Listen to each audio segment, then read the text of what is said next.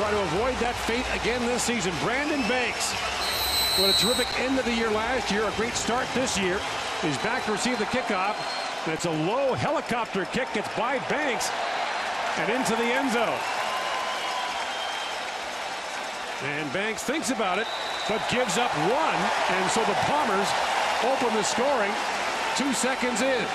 Paralahu, like you said, helicopter low line drive, just blasted that halfway through the back of the end zone. And boy, unexpected start, unexpected point. Zach Collaros, boy, this kid's scratching his head. He's trying to find ways to put the ball in the end zone. Got to be more productive there. Didn't score a touchdown last week. But Andy Fantu's coming into camp about 12 pounds lighter. Great shape. He's going to be his go-to guy, along with a little short up offensive line with the acquisition of Ryan Bauman from Montreal.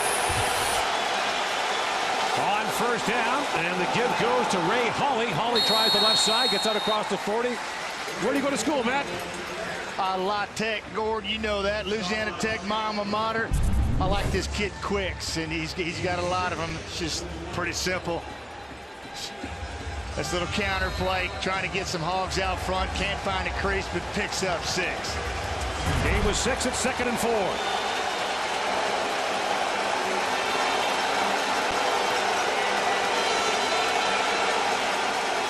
From the shotgun, little shovel play to Banks, and Banks gets around the corner. He's got a first down and more out across the 50 to the 52-yard line. The tackle made there by Khalil Bass. Boy, that could have got ugly in a hurry, because it looked like he had the corner all by himself, and you see it developing, coming from right to left and coming right back to the short side. And he's got a posse out in front of him, but nice job of securing it down, locking it down on the edge, forcing Banks for a minimal gain, but moving the chains. Gain was 11. First down, Hamilton. Now the play fake. Collaros looking over the top. He's got a man, and the pass is caught. Terrell Sinkfield makes the grab down to the Winnipeg 20-yard line.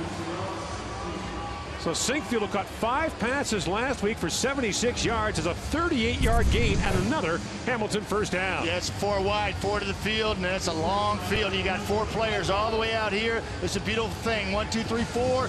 And it's Sinkfield. He's coming down flying.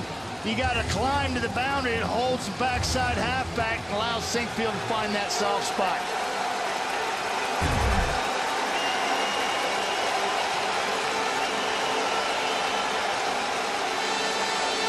Now on first down, just inside the 20. Collaros fires. Fantus makes the catch, and Andy Fantus dropped at the 15-yard line. Last week in Calgary, Hamilton had only 1 offensive possession in the opening quarter.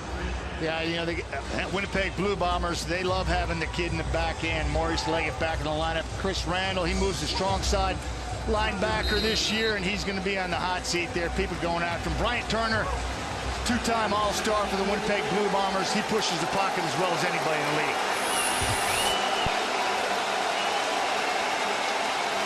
Now on 2nd and 5. The toss again to Banks. Try the left side. Banks is dropped short of the first down marker. Bass was in there again, along with Damon Washington. It'll be 3rd down and about 2 for the Ticats. Yeah, for American viewers, Gord, I can tell you that this field is extremely wide. It's about 12.5 yards wider than the normal NFL field, what you're seeing down there. 65 yards wide, and you've got to have some speed from sideline to sideline. And so far, I've seen the Winnipeg Blue Bombers contain Speedy Banks twice trying to get the edge, and that's a good sign for any defensive coordinator, knowing that he's got boys that go from sideline to sideline. Justin Medlock was 2 for 2 on field goal tries last week. This will come from just outside the 19.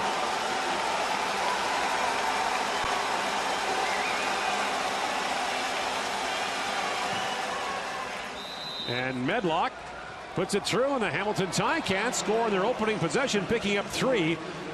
And now have a 3-1 lead. As the former BC Lion and Edmonton Eskimo brought in this week by the Ticats. He'll do the punting duties. Medlock will kick off and handle the place kicking. And Medlock sends this deep.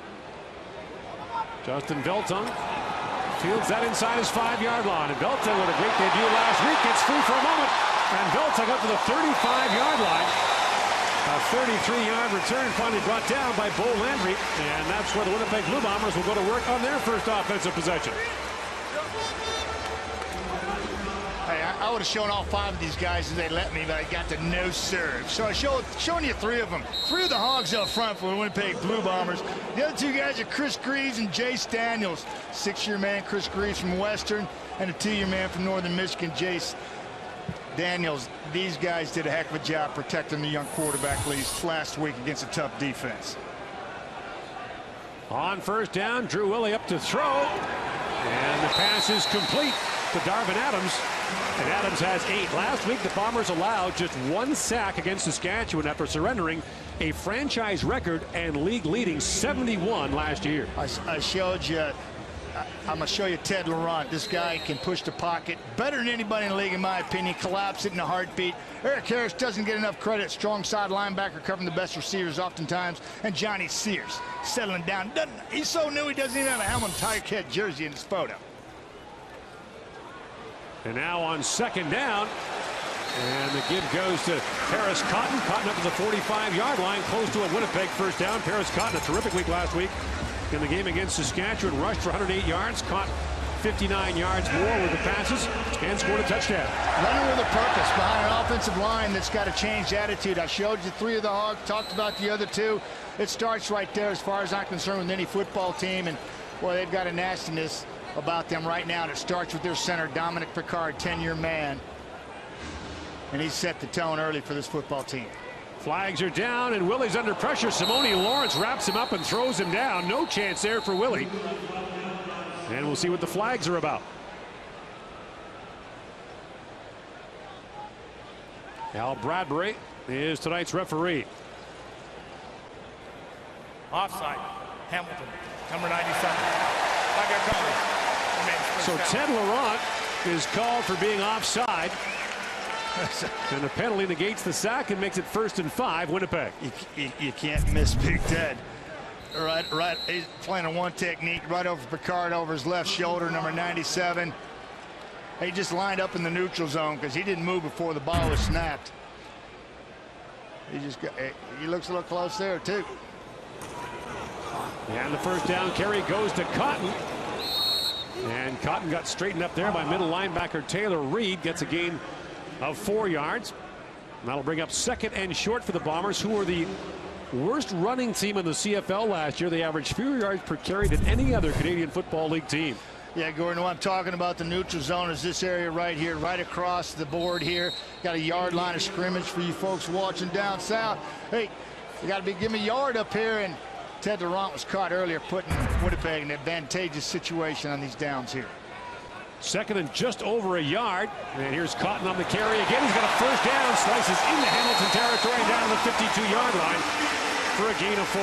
Gordon, that's all you need. You know, you need 2 yards. You got 1st and 5 due to the penalty of Ted Laurent and the neutral zone violation. And then you just pound the football. Let those big boys kind of set their pads and get used to coming off the football and set the tone here against a stout Hamilton defensive line. So a revamped offensive line for Winnipeg this year on a revamped football team that, well, they needed it. 71 total sacks last year, worst in the league, and they got to protect this young kid. Now Willie throws, and Nick Moore has the catch down to the 30-yard line. Still going, gets down to the 25. And Nick Moore had a big week last week, 6 catches for 94 yards, has his first of this game. And a gain of 28. Yeah, this is a pocket we're talking about. You establish the line of scrimmage, and then you're going to get a nice pocket here. Watch this. He's going to have nobody's going to be in his kitchen sink. He's going to have all kinds of room to step up in the pocket and follow through with this throw. Great sight lines. Spots the ball to his number 1 guy. Had a big week last week. 94 yards and 6 receptions. There's offensive coordinator Marcel Belfay down on the sidelines for Winnipeg. First down now from the 26. Hamilton shows blitz. Here it comes. Willie gets the ball away. Looking for Michel Pierre Pombriand, but he wasn't looking, and the pass is incomplete, and Willie gives Pombriand a look. Yeah, Willie's like, come on, man. There's 12 of them out here. You never know. Keep your head on a swivel. Michel Pombriand, he's just not used to seeing the football. He's going to come out of the backfield, and he's going to be right here scot-free all alone, and it's a check down for Willie because he can't force it downfield because he's got nothing. Surprises his big fullback. Brings up 2nd and long.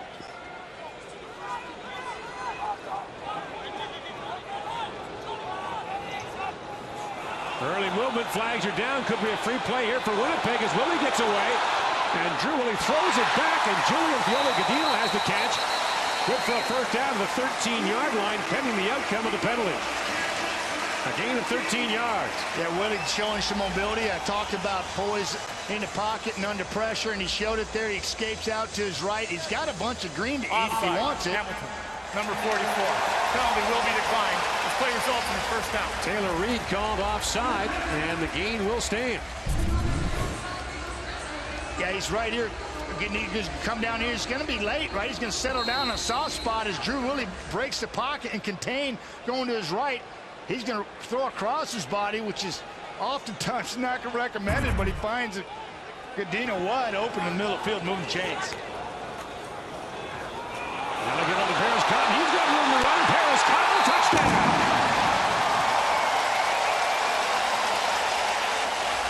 A 13-yard touchdown run.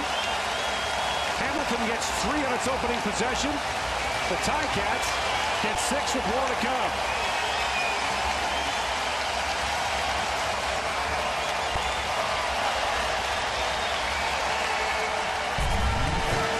Boy, this is too easy. This is one of the best left tackles in the league going up against a middle linebacker standing up on the edge of the defense in Reed. He simply just squashes him. Got a lane for Paris Cotton. That's just cheating right there. That's outweighing a guy of about 60 pounds and taking advantage of it.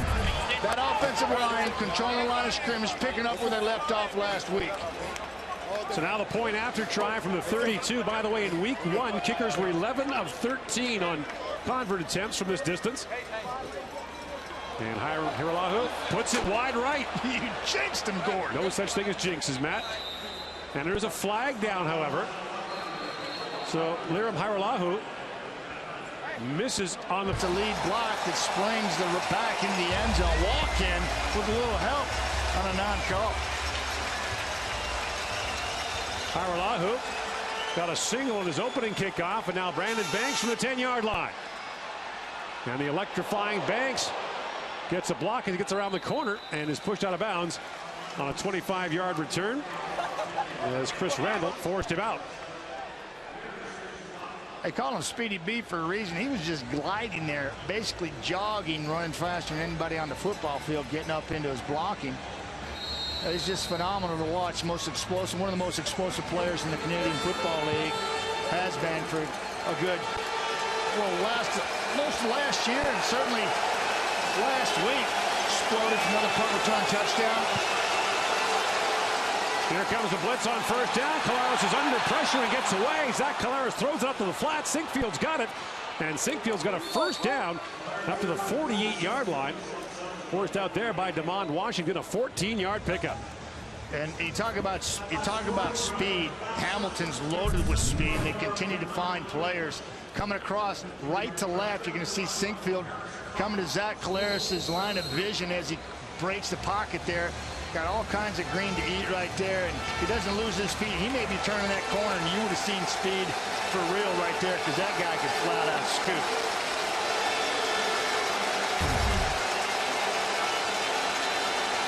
Here comes a halfback blitz from Leggett. It's picked up, and Collaros swings it out. And Ray Hawley has the catch into Winnipeg territory to the 50-yard line. Pickup of 11 for the product of Louisiana Tech University.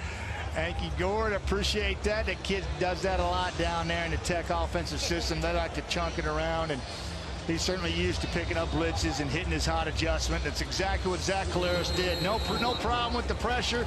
Stay poised, know where your safety valves are, and get rid of it. But the proudest boast for Louisiana Tech, his backup, is from LSU. Not going to say anything. I'm not going to get in that war of the worlds down there in Louisiana, but it is kind of special. First down, Collaros from the shotgun has time and throws, and the pass is incomplete for Banks. A flag is down. Johnny Adams was there on the coverage along with Leggett. And this will be an illegal contact penalty against the Winnipeg Blue Bombers. There were 13 of those calls in the first 4 games of the season last week. Yeah, this is just something you can't do defensively anymore, is touch a receiver after basically impede him, redirect him, or hinder him from moving down the football field after 5 yards. It's a catch technique that we saw a lot of throughout the Canadian Football League over the last couple of decades. Illegal contact on a receiver, Winnipeg number 20. Objectionable conduct, Hamilton number 16. They will offset each other. The replay is next. So Banks gets called for objectionable conduct at the end of the play. That kind of defeats the purpose. Now watch, Speedy Banks is going to run right up into the defender, and right here, you can't bang him, and he puts his hands on him. I guess Speedy has a few choice words afterwards. That's what he's doing. He got the objectionable conduct for mimicking throwing a flag, and they're going to do that every time. They'll tell the players you can't do that. They want to clean up what's going on the football field, and Speedy Banks should know better. Collaros is 5 for 5 passing to open the game. The first down now outside the Bomber 50.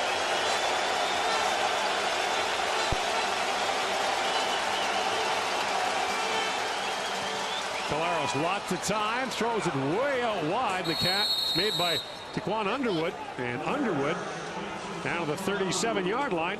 Pick up a 14 yards and a Hamilton first down. It's good. It's a good sign. You got to get him involved. He's right up here. He's going to run a simple out route, and it's the longest throw for Zach Collaros. It's a 41-yard chunk right here for a first down. Underwood had one catch for 13 yards. First-year play from Rutgers. Got to get him involved more often to open up everything else for everybody.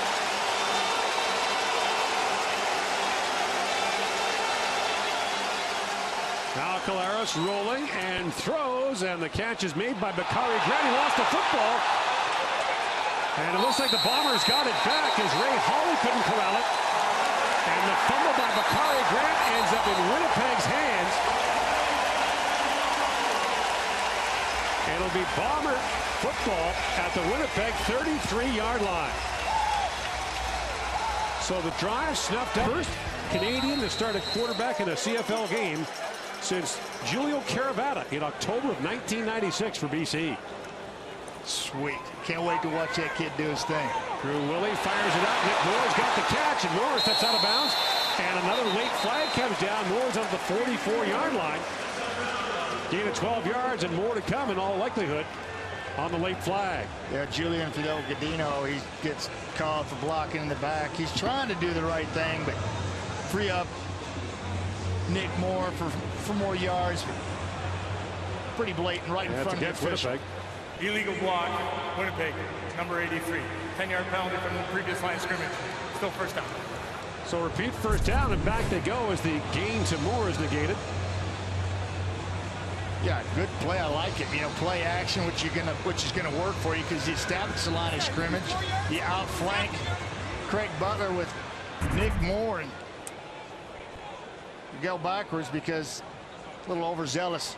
So now no gain for Moore, and the Bombers move back to their 22-yard line. By the way, Khalil Bass got the fumble recovery for the Bombers on that mad scramble after the Bakari Grant fumble.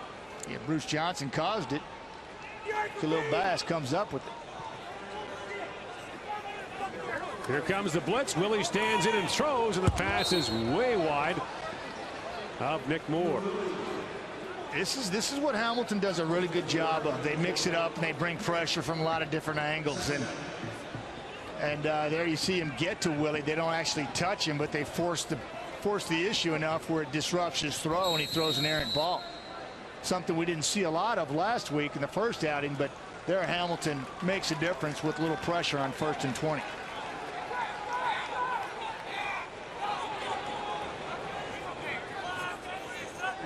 Tie-Cat show blitz again. Here it comes. Willie gets the ball away. It's intercepted. Picked off over the middle by Mike Daly. And Daly off and running.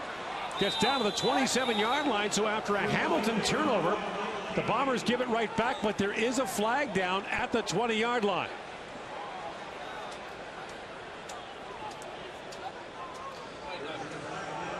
More pressure, Gord. Hamilton's forcing the issue here, knowing that they got Winnipeg in the 1st and 2nd long situations, and they brought heat both times, and heat simply caused an errant throw by Drew Willie, and that's an easy interception for Hamilton.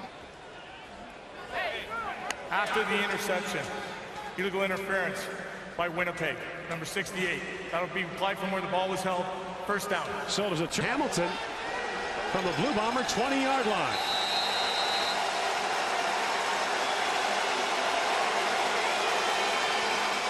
And here's Brandon Banks on the carry, again around the left side. Banks has a first down inside the 10-yard line and pushed out of bounds at about the 7. So Banks with 3 touches so far in the game on offense.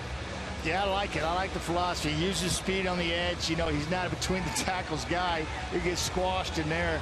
You want to get him on the edge where he can simply use his God-given ability, and that's his speed. That's too simple. Get that? He would have gotten more if our boy Ray Holly from Louisiana Tech would have gotten his block, but he didn't. First and goal now from the 7. And the first down carry to Hawley. And Hawley busts across the 5, taken down at the 3. Hawley 8 carries for just 24 yards last week in his CFL debut against Calgary. Yeah, he had 3 for 21 receiving, too. He's effective when they used him. Not a good average, but did just enough to keep Calgary at bay. Well, Calgary's defense looks tough. Well, they bend, don't break, didn't allow Hamilton in the end zone at all last week offensively. Second and goal now from the 3.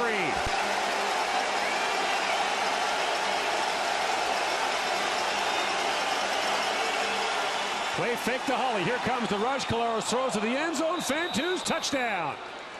Andy Fantus with a touchdown grab.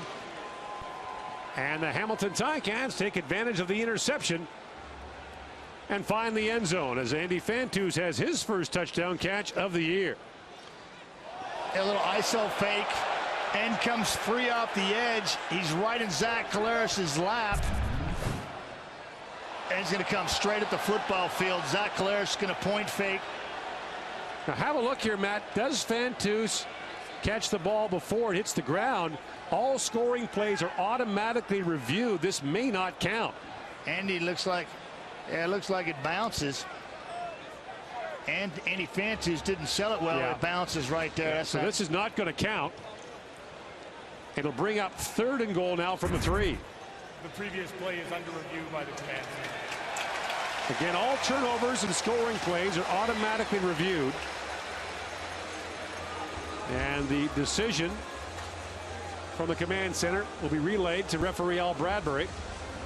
And the officials are all wearing earpieces and microphones this year to improve communication and speed it up. And the games were a lot quicker last week than they were last season. Yeah, Gord, it's one of those things where whatever you can do, I can do better. And they bring pressure off the edge. You got a DeMond Washington right here, number 7, coming off the edge. He's going to be man the pressure, Zach Caleros. Otherwise, this is an easy throw for Zach. He gets right in his hips. Zach can't follow through. Throws a low ball, and he can't secure it. So it is not a touchdown catch. The command center has reviewed it and said no. And so now it's third and goal from the 3. And Kent Austin and the Ticats are going for it. I love it. 2-point convert. That's where they moved it from the 5 to the 3 this year. Another rule change. Trying to entice offenses to go for it. Why not? You average 5 yards a carry anyways rushing the football. Why not go for it on 3rd and 3?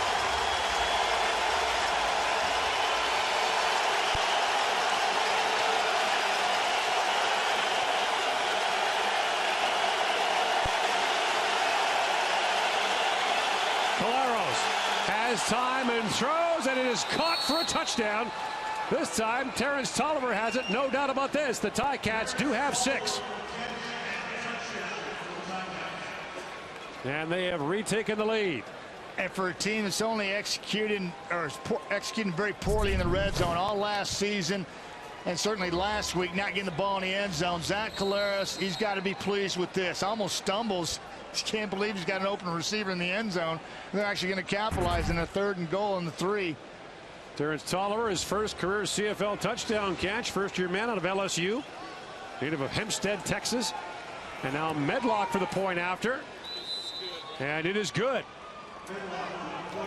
And so back and forth they go here in the opening quarter. The Ticats now with a 10-7 lead as Hamilton takes advantage of the interception by Mike Daly to drive the ball on a short field and score the touchdown. Yeah, watch Caleros. He drops back. He can't believe his eyes. He's going right there right away. Then he almost trips. His feet were kind of stuck in the mud there, but he throws a strike to Terrence Tolliver from LSU, first-year player They love this kid. They love both their wideouts, both Tolliver and Underwood. We've seen them involved here in the first quarter. Big, tall receivers. Both study a lot of film, trying to get the nuances of the Canadian Football League down. There you go, Terrence. Take that time. Yeah, he knows how to do it. Yeah, got LSU in there, Matt. Yeah, he did. Good for him. He needs to do that. That's the way to play some football up here. So Medlock now to kick it off in the final moments of the opening quarter. High in the air. And this is Cameron Marshall from his 15-yard line. And the tailback stumbles it across the 30, and so the Bombers will get it back after turning the ball over on their last possession. Drew Willie got to settle down. He saw pressure from the Hamilton Tiger Cats defense on the last series, and he looked out of sorts. He looked uncomfortable for the first time this year. See if they can't right the ship and maybe change the launching point, establish the line of scrimmage, let other people work.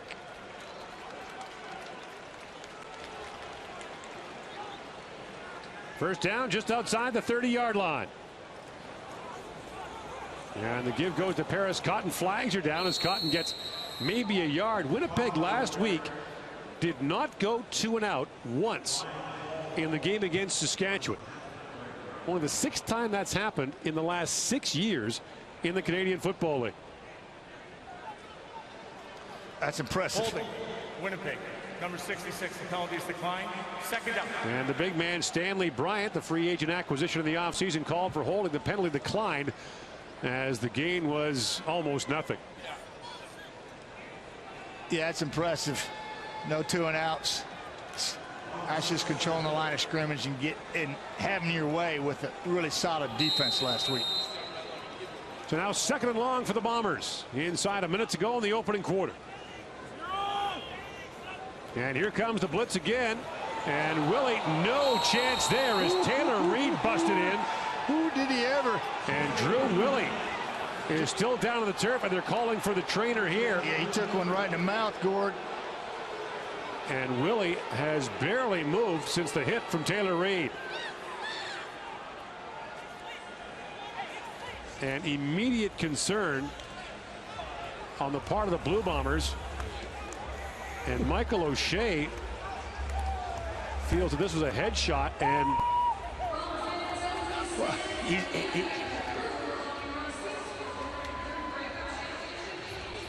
yeah, this is ugly. Quarterback is going down. Quarterback is going down, so his aiming point for everybody's changing. Now you're gonna watch 44 Reed break through, then it's gonna be Adrian Tracy that lays the damage on Drew Willie right underneath his helmet, and it looks like it's helmet-to-helmet contact, but the athlete is falling. Drew Willie is falling, and so he goes from being 6'3", 6'4", down to being 2 feet tall, and you're going low, and he comes right up underneath Drew Willie's helmet. Get a good picture of that. There's Reed flushing it, and there's Tracy finishing it. Now in week 1, you saw Darian Durant go down with essentially a non-contact injury, a torn Achilles. You saw Jonathan Crompton and Dan Lefevre in Montreal, both injured. Ricky Ray begins the year on the 6-game injured list in Toronto.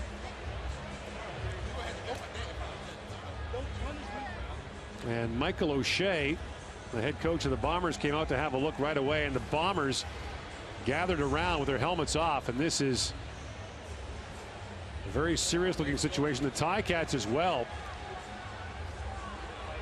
showing their concern. Well, what we've seen with quarterbacks going down in week 1 and certainly here, they've been some unfortunate incidents and just part of the game, and this gets ugly in a hurry for Drew Willie. The last couple series they just couldn't handle the pressure from the Hamilton Tiger Cats. Remember last year it was Zach Collaros got hit by Odell Willis in week 2. In week 2 of the season, was concussed because it was a helmet-to-helmet shot. Now they're bringing Willie up somewhat.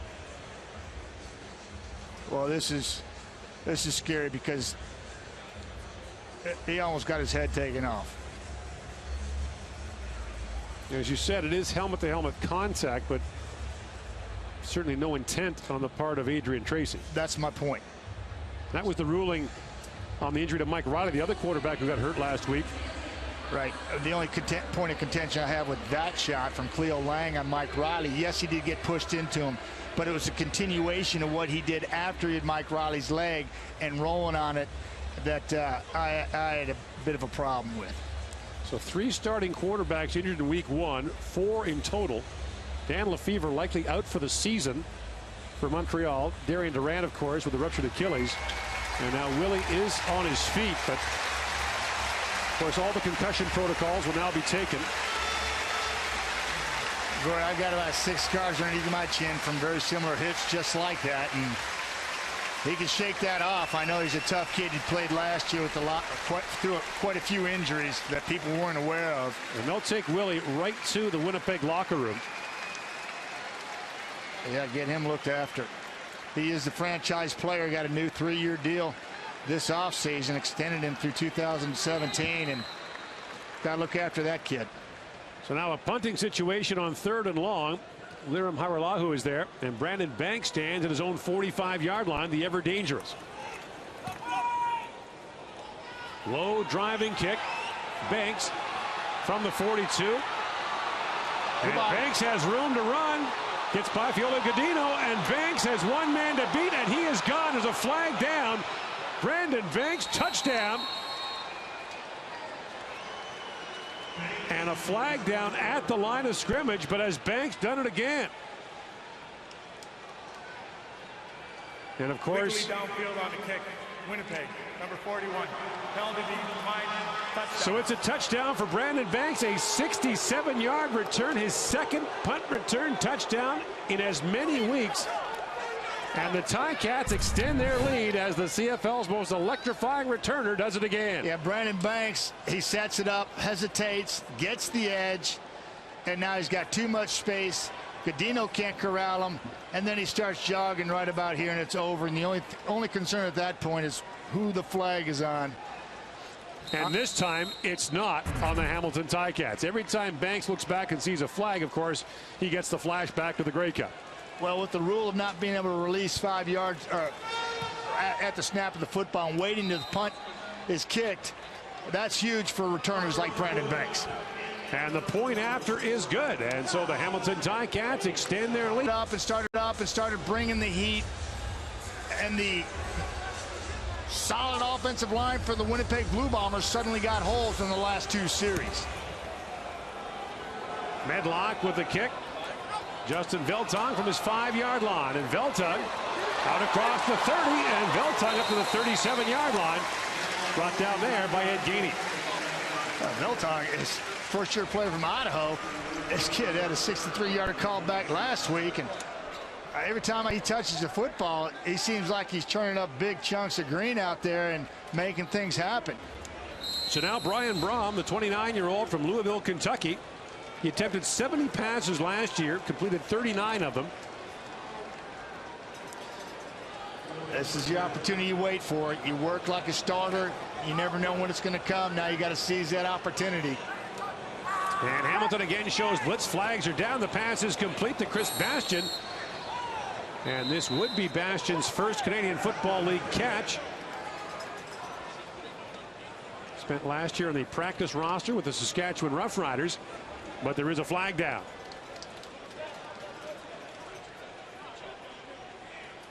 And it's offside against the Ticats. There's a couple of penalties. Yeah. Here.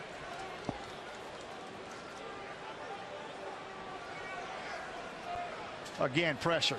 Offside, Hamilton, number 97. Major foul, unnecessary roughness. Winnipeg, number 69. Those will balance from the first down marker previous. Repeat first down, 10 yards back. So back they go again. Yeah, Suk Chong trying to come in, and he peeled somebody off the pile late. This kid's got a motor, bit of nastiness to him. First round draft 59. choice. It's actually 59. They've now corrected that. So it's Jace Daniels. No, it wasn't Jace. It wasn't Jace. That was Suk Chong the whole way. He came in and cleaned up the pile and knocked somebody in the back and tried to take his head off, I think, in retaliation. But so now first down for the Bombers from their 27-yard line. And again, the Ticats show blitz. Here comes Simone Lawrence off the edge. And Brome has to bring the ball down, throws it away, as he had the rather sizable Ted Laurent at his face. And it'll bring up second down for Winnipeg. Yeah, this is exactly what the Hamilton Tiger Cats do as well as anybody in the league. They mix things up. They bring pressure from a lot of different angles. Orlando Steinhauer, defensive coordinator for the Hamilton Tiger Cats, is bringing the heat now, and he's got this offensive line confused, and there are holes. It's like a sieve right now. Quarterbacks are trying to do the blocking. They're not keeping their eyes down the football field, and defense is taking over for Hamilton. Now on second and long, here comes the blitz again. Brome gets it away, and the pass is incomplete for Chris Bastian. And it'll be a 2-and-out for the Bombers, as Haralahu will come on to punt. That's 2 consecutive 2-and-outs for the Winnipeg offense. Pressure Brian Brome early. There's Orlando Steinhauer, the defensive coordinator for the Ticats. Exactly what Orlando's doing. He's getting after the young quarterback that's got an incredible football lineage in his family, and Orlando's not worried about that. He's just worried about making him uncomfortable there, and he had in that series. 53-yard punt fielded by Banks at his 30-yard line, and this time they wrap him up. An 11-yard return out to the 41-yard line. Opening moments here in the second quarter. The Bombers need wins at home, trailing the home opener down by 10. Time 3:30 p.m. Pacific on CTV and TSN. Ticats scrimmage now. First down at their own 42-yard line, leading by 10. Caleros steps up, but the pass complete to the wide side of the field as Takan Underwood makes the grab for a gain of a couple. Zach Caleros now 9 of 10 passing to open the game. The gain is 4. Doesn't look like much there. Taquan, he came back to the football because Zach really kind of short on it. Didn't get everything on it he wanted to and didn't locate it well. So Taquan came and assured the completion and did the right thing as a receiver coming back to football. So the pressure now on the Winnipeg defense to try to contain the Ticats here. Caleros under pressure, looking over the top. He's got Underwood, and he's got the catch. Takan Underwood gets down to the 35-yard line, and the gain is 29. Yeah, this is just formation. You get leverage based on formation, and watch Underwood. They're going hurry up here, so we'll get to that in a second. First down, Hamilton from the Winnipeg 35. Caleros slings Underwood again. Gets away from the first man, Johnny Adams, and is forced out of bounds. Close to the first down marker at the 26. Last play, is formation. You get leverage. Underwood got leverage off the get-go. That's a hit screen. That's simple, taking advantage of the soft defense right now. Flags are down. Hawley's got the first down as he fights down to the 20-yard line. The flag in the defensive backfield on the far side of the field. And it appears as though this will be against Winnipeg. I wonder if this is illegal substitution against the Bombers. When you go to the tempo offense now, the defense is not allowed to change the personnel. That's the personnel. Right. Stay with the grouping on the field. And we did see a late substitution made by the Bombers. That's too many men. Winnipeg. 10-yard penalty. Well, they're just first down. You also can't have 13 in the field. They're just cheating. They just got an extra one out there, so we can't stop them with 12. See what we can do with 13. That's frustrating. Early in the season, those things can happen, but you hate to see it happen. Moving the chains for the opposition, a Hamilton team that's really hot right now.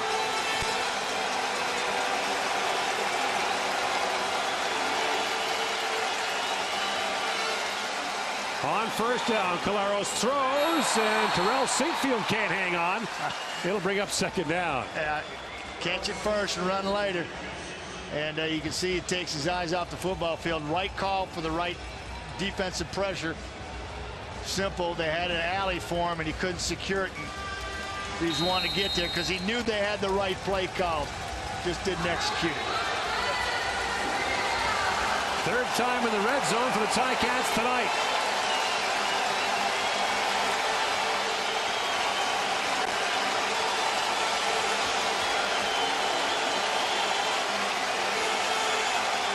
on second down. Caleros has time, looks to the end zone. The pass is incomplete, but there was a late flag as the coverage on Underwood was provided by Chris Randall, and Randall got a hand in there at the last moment, and this is going to be the dreaded illegal contact penalty against the Bombers. In the end zone, no less.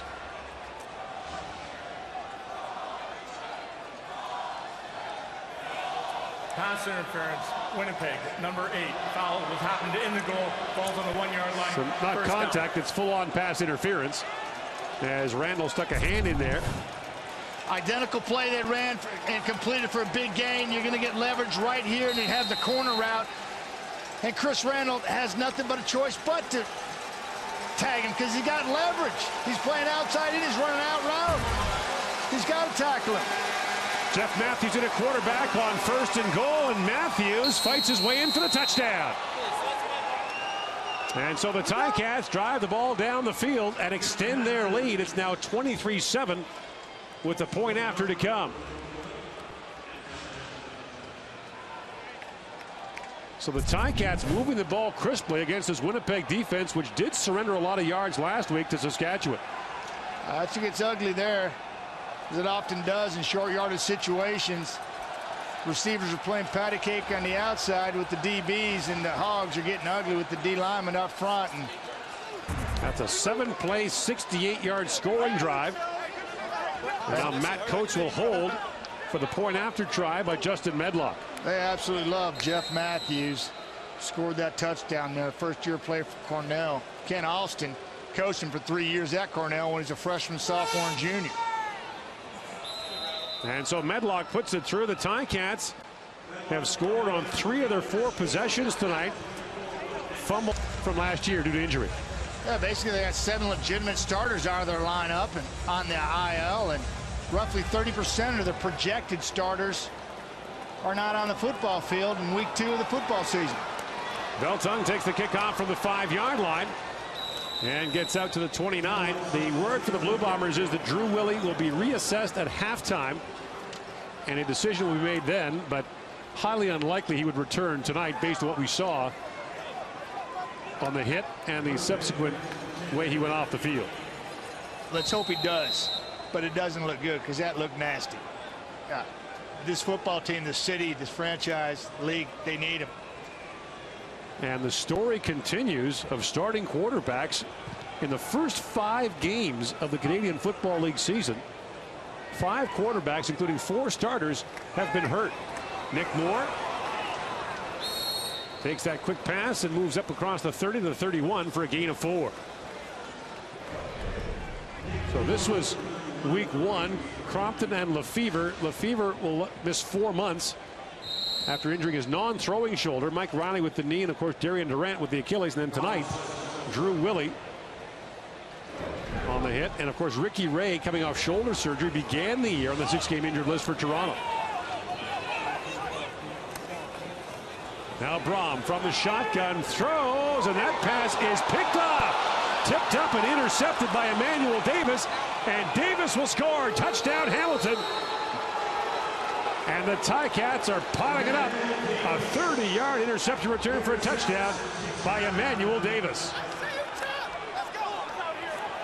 They're scoring every which way, offensively, special teams, and now on defense. Again, pressure, a little stump by Simone Lawrence coming right through here, right through this gap, right in Brian Brom's face. He presses the pocket enough where Brian Brom can't get too much on the throw. 3rd-year player from East Carolina, Emmanuel Davis, does a nice job of tipping it to himself, keeping his balance, and having a pick 6 walk in. So Davis does have an interception previously. It was in the playoffs in 2013. That's his first regular season pick and his first touchdown, and Medlock puts the point after up and through. It is 30-7 Hamilton. This game late in the first quarter have not stopped pressuring the Winnipeg Blue Bomber revamped offensive line. Second team quarterback Brian Brom. Cameron Marshall takes the kickoff just outside his 10-yard line. Puts his head down and gets out close to the 30-yard line. So if you're just joining us, Drew Willie injured right near the end of the opening quarter. So Brian Brom comes on, the 29-year-old. It's a flag down, by the way, on the return. And it's not like we're looking at a raw rookie here, Gord. Brian Brom has played some football in the past. Well, he actually played for Hamilton. He broke in with Hamilton. It's in his 3rd year. University of Louisville. Hamilton bench. 10-yard penalty at the end. Hamilton bench called for objectionable conduct. There are about 20 guys on the football field. Well, and they shouldn't have been. He might get another one if he's not careful. Well, Kent plays hot and he coaches hot, and there's nothing wrong with that. He puts a lot of time into what he does in his profession. And from the 38, here's Paris Cotton on the first down carry, and Cotton got stuck up at the 40-yard line. And meantime, looking on in the tunnel, Drew Willie still in uniform. So that's an interesting development that he's not changed yet. And again, the word for the Bombers is he'll be reevaluated at halftime, and then a decision will be made. So I'm not going to speculate. I could, but I'm not going to. I just don't think he wants to come out of the tunnel and be a distraction right now, his teammates. Now Brom throws, and the pass is caught by Cotton. It'll be short of a first down. And I guess at this point, Matt, with the Ticats leading by 24, do you not want to just live to fight another day with Drew Willie? Bombers are back next week against the Montreal Alouettes here at home. Yeah, I don't know the extent of his injury, but I don't think we're going to see him again here today. I mean, even if it's close. Seriously, Hamilton has seized. And the fans control. are chanting, "We want Marv." Robert Marv is the 3rd-string quarterback. Well, he's a special for Winnipeg. player. He's a special player, and he's a big-time. He's got a big-time arm cannon. I will say a legitimate cannon for an arm, and mobility to go along with it. Started at University of Miami, finished up his college career for 2 years at Purdue, but right now it's Brian Brom's show. And now Brandon Banks. That's a knockdown and a great special teams play by Derek Jones. Loss of 5 on the return. Well, strap on your backpacks. An all-new Amazing Race Canada kicks off with a special Sporty TSN challenge with our very own James Jimmy Duffy. Don't miss a new season of the Amazing Race Canada starting Wednesday at 9, 8 Central on CTV. Is there anything Duffy doesn't do? The guy's everywhere. Find things. The man has the worst sense of direction of any human alive. That's his biggest flaw. He's doing pretty good. Now Collaros on first down throws. Andy Fantus wide open. Out across the 30 to the 34-yard line. And just like that, the Ticats are off and moving again as the gain is 16. Andy Fantus, he came in lighter, faster. I think a bit different mindset. This is all day. He had 9 catches last week. I figured this guy could go for 120 this year based on the new rules when he sees a lot of zone, because he'll find that 24/7. And Zach Collaros, with his pocket poise and arm strength and understanding and work ethic, he'll find him. And they'll play pitch and catch all year long, seeing zone coverage. Play fake on first down, and play is called before the snap gets away. You have an interesting theory, Matt, about veteran receivers like Fantus, Nick Lewis, Jamel Richardson, that this new environment, the new rules, may extend their careers. I do. I think because, you lose a step, after year 9, 10, 11, but your experience and your ability to recognize defenses and soft spots and zones and do other things is invaluable, and I think it's going to extend their careers because we're going to see more zone because of the rule changes. Time count violation, now 1st and 15, Hamilton. Here comes the rush. Collaros gets away and throws. Fantus has the catch, off and running, a first down and more. Out to the 48-yard line. And the gain there is 18. More of the same. We'll see it all, and Zach is going to go to work, and Fantus is going to have a huge year, just like he had a huge game last week. This is just too easy. Winnipeg defense allowed nearly 500 yards in total offense to Saskatchewan last week. Collaros Fires it out, and the catch made by Sinkfield. Another late flag comes down. He was thrown out of bounds by Jamal Westerman with another flag before that. And all that happened about 3 feet in front of Winnipeg head coach Mike O'Shea. Westerman's going to get it, I think, for a hit out of bounds. We've got holding on Hamilton and a late hit, and so these penalties could offset.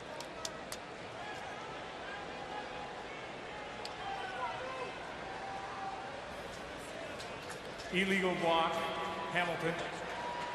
Major foul, unnecessary roughness, Winnipeg. 5-yard difference, still first down. So, repeat first down, move it up 5 yards, and the Ticats have the ball at their own 52-yard line. There's an illegal block, little hit screen out. Zach sticks it out there. There's the block right there. I believe that's on Tolliver, 80. And then there's a late hit by Jamal Westerman. Obvious late hit. I mean, you got to stop that. I mean, that's 3 yards out of bounds.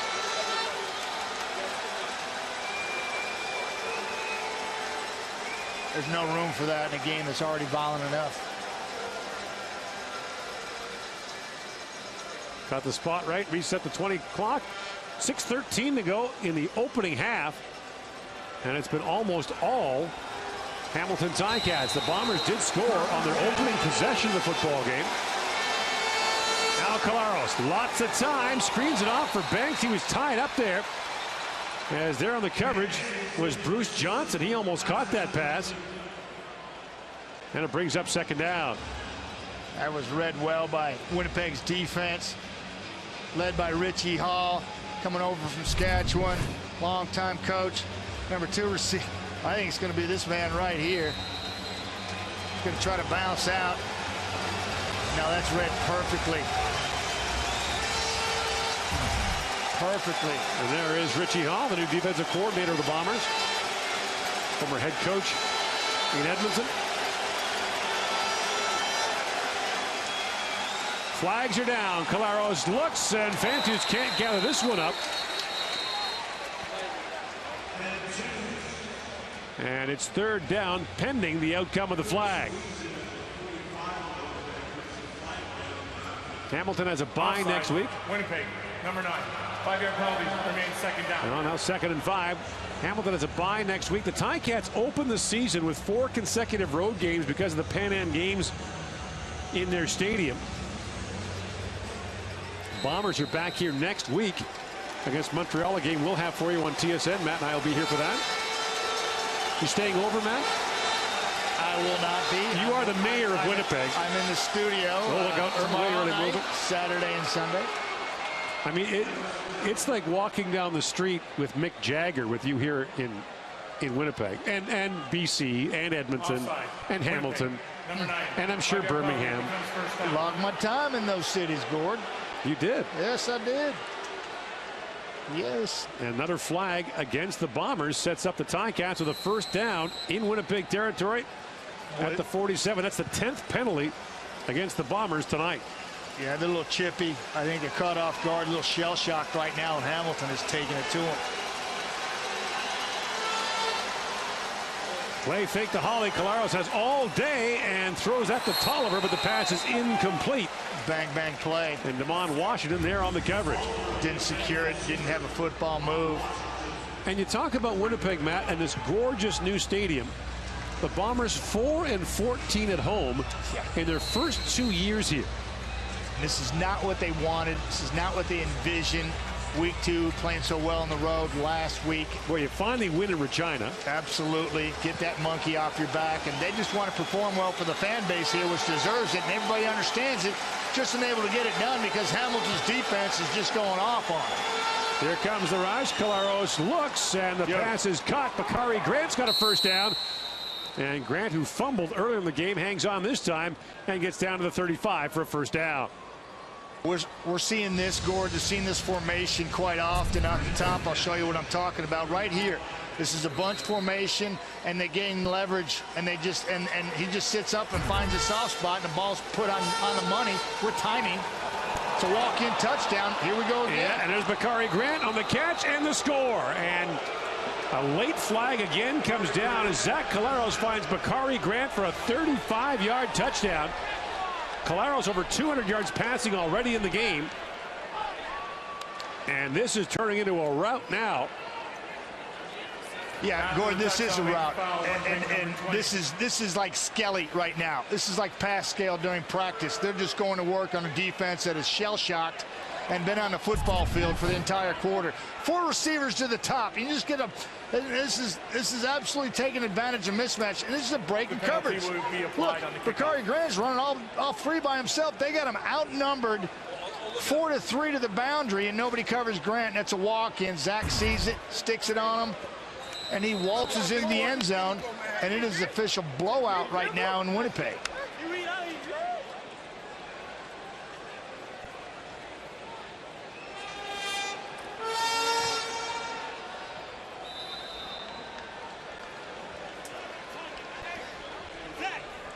And so the point after is good, and it is now 38-7 Hamilton with 4 minutes to go in the first half.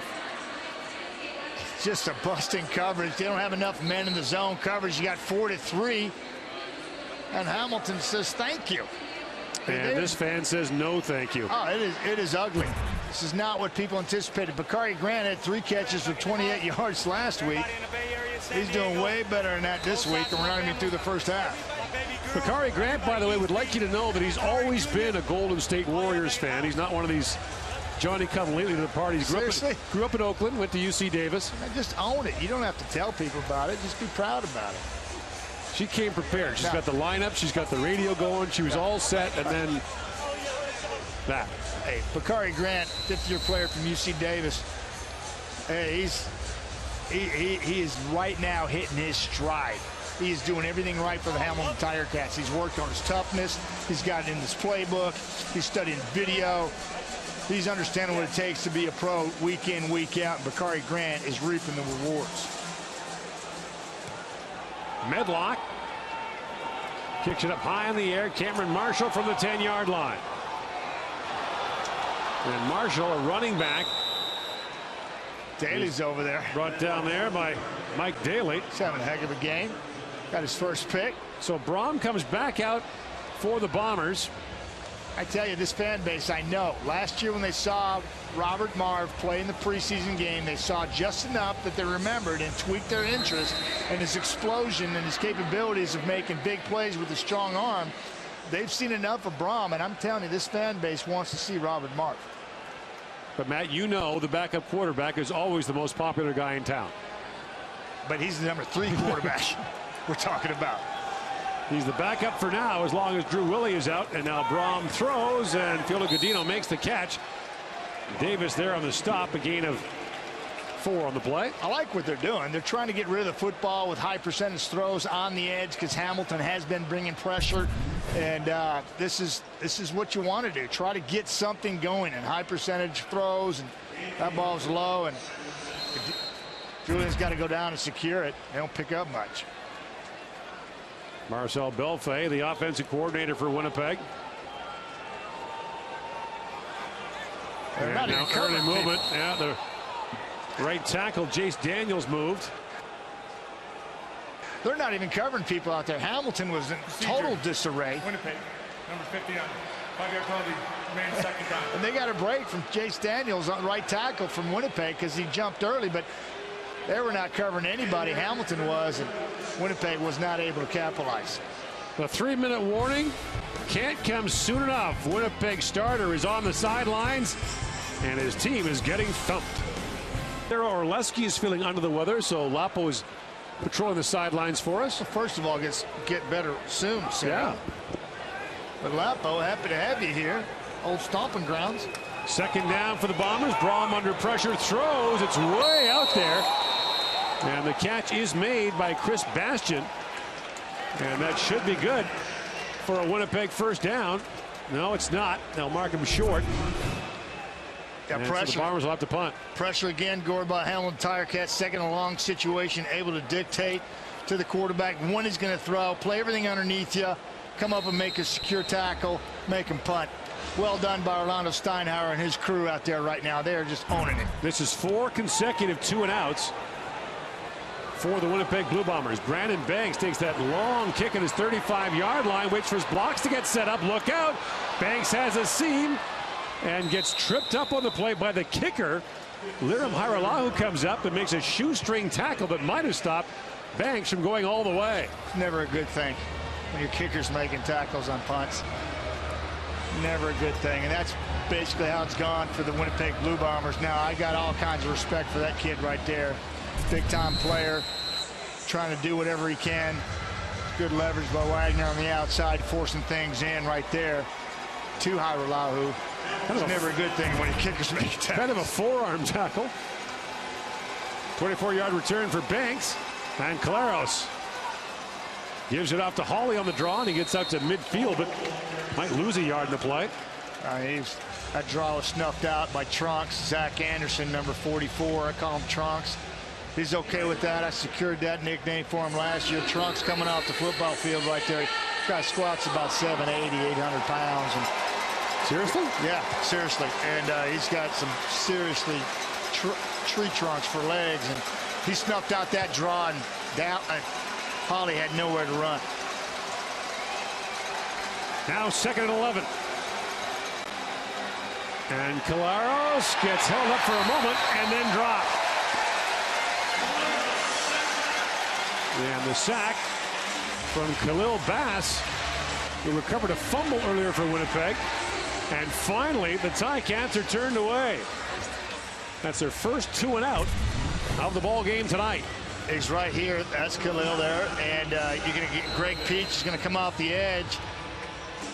And then he's going to keep working on Hawley. He beats Hawley. Hawley's not strong enough. Didn't go to war at the line of scrimmage. Need to go make things happen close to the line of scrimmage, so if things do break down, linebacker's not in the kitchen sink of the quarterback, which happened on that play.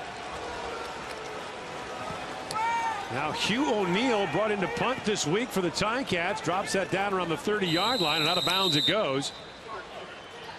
Fear of the beard, Hugh O'Neill, who has not shaved in, I think it's 18 months. Well, it's a couple of years, I think. Yeah, that is a killer beard right there. It's actually kind of its own ecosystem. And he's got like 2 or 3 meals saved up in there, too. That is just dominant. Look at that. You got Scooby snacks in there. You can go to them at late night, munchies, just dig in there for a little bit. Go hunting and fishing in there. Yes. Oh, that is Monroe right there. He could live in Monroe, Louisiana with a beard like that. On first down, Braum swings it out. Paris Cotton with the catch. Tap dances up the sidelines for a gain of maybe 4 on the play. And the crowd getting restless here in Winnipeg. Yeah, I believe that rum hut over there is probably working overtime. There does appear to be quite a lineup in front of it. I know that's where I'd be if I was watching this game as a fan in the stands. It's like, now, I'd be cheering. Worst loss that Bombers have taken in this stadium, 53-17 to BC a couple of years ago. There you go. There's a quick catch for Nick Moore. And Moore's got a first down out to the 48-yard line, and Moore kind of throws the football back to the official with some mustard on it. Gain of 11. Yeah, Brian Braum, he was second-round draft choice for the Packers back in 2008, 58th overall.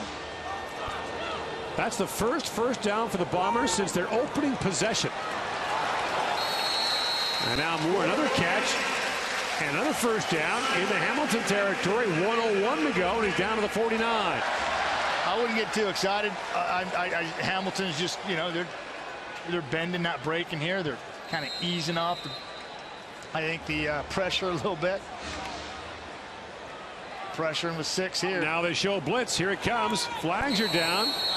And Moore not able to pick that off the turf, but looked as though the safety blitz from Craig Butler might have been a bit quick. And it is against Hamilton.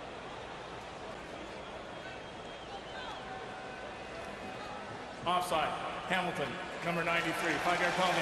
Remains first down. They call Adrian Tracy, who is a central figure in the drama tonight. It was Tracy who collided with Drew Willie earlier, knocking the Winnipeg quarterback out of the game. Yeah, Gordon, when you get pressure from depth like this, with guys coming from depth like that, best way to offset that is go first down, catch him off guard, and then you're not going to see that pressure. You're going to make him declare on the next down. They're continually doing that. Here they come again. Pressure's on. Brom up and throwing, and the pass is incomplete. Looking for Clarence Denmark. The first pass thrown his way tonight falls incomplete.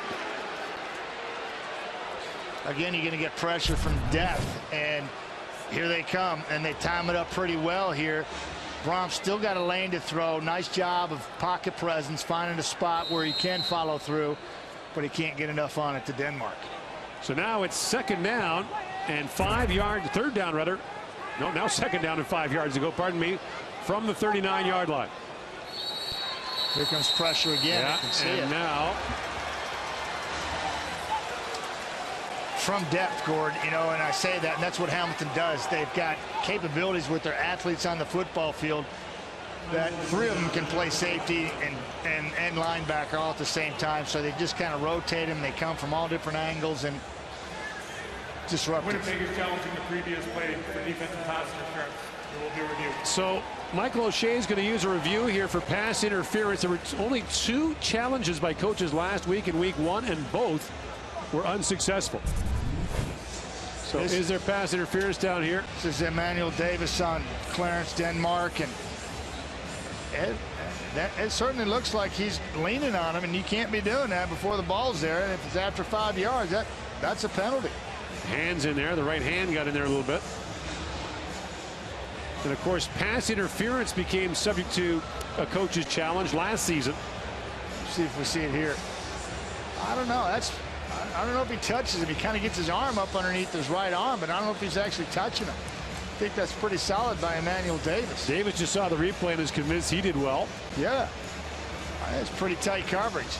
Underthrown ball, so you got an opportunity for like a throw behind, actually on a corner route that's poorly thrown.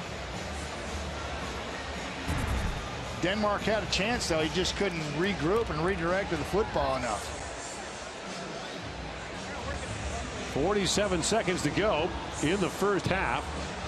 Something wrong with the game plan when Clarence Denmark's only getting his first opportunity with a few seconds left in the second quarter. Right, one of 3 receivers last year in the CFL to have 1,000 yards receiving. That just goes to show you that stat there, just how poor offenses were and how dominant defenses were last week. Visual evidence to support defensive pass interference. Therefore, the ruling on the field stands. Second down. So an unsuccessful challenge. Oshie's trying. Mike O'Shea, head coach for Winnipeg, he's trying everything he can. Get some momentum, put some points on the board, stop the bleeding. But his greater concern will be the health of his quarterback. He got an update at halftime, as Drew Willie was KO'd near the end of the opening quarter. So now on second down, Brom throws. The pass is caught by Nick Moore. And now they'll say incomplete. It's moving the sticks. He caught that. The other second official came in and said it was a catch. A gain of 7 and a first down now with 42 seconds to go. Well, you got to get 7 here. You can't settle for a field goal. You got to push it in the end zone. Not now. I'm not suggesting now, but they would like 7 and not 3, because 3s are not going to get you back in this ball game. Here comes the blitz again. Brom under pressure, throwing to the corner for Denmark, and the pass is incomplete, and Davis right away puts his hands up and says, I didn't touch him. And every time there's contact down the field now, players are looking to the official to see if there's going to be an illegal contact penalty. It looks like he contacts him. I don't know if it's Denmark or Davis contacting. Denmark's going to try to play the ball. And I think O'Shea might challenge this again. He's looking at it. O'Shea's contact. O'Shea's got the flag out. He's going to challenge it. I think he should. Michael O'Shea throws the challenge flag down. So there's his second challenge of the game. And Davis is confident he'll win again. I think he impeded the player from getting to the football. Can't do that.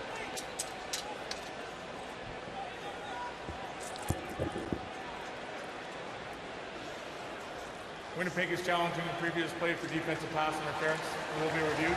It's a fascinating move the Canadian Football League made last year, Matt, to bring in a play that is subjective to video review. So the question is not yes or no. There are people that will look at these replays and see different things. And it's the first time that a league has done that. In the National Hockey League, it's did the puck cross the line, had time expired, was it hit with a high stick. They're moving into that territory now after the CFL with goalie interference. And here, I love it. I absolutely love it.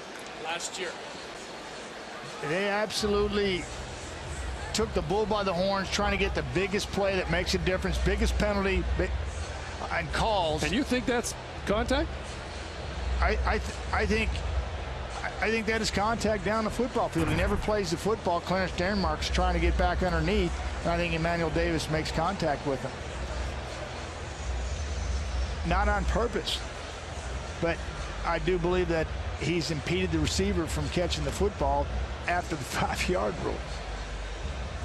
All right, so the call is coming from the command center, and Al Bradbury will let us know.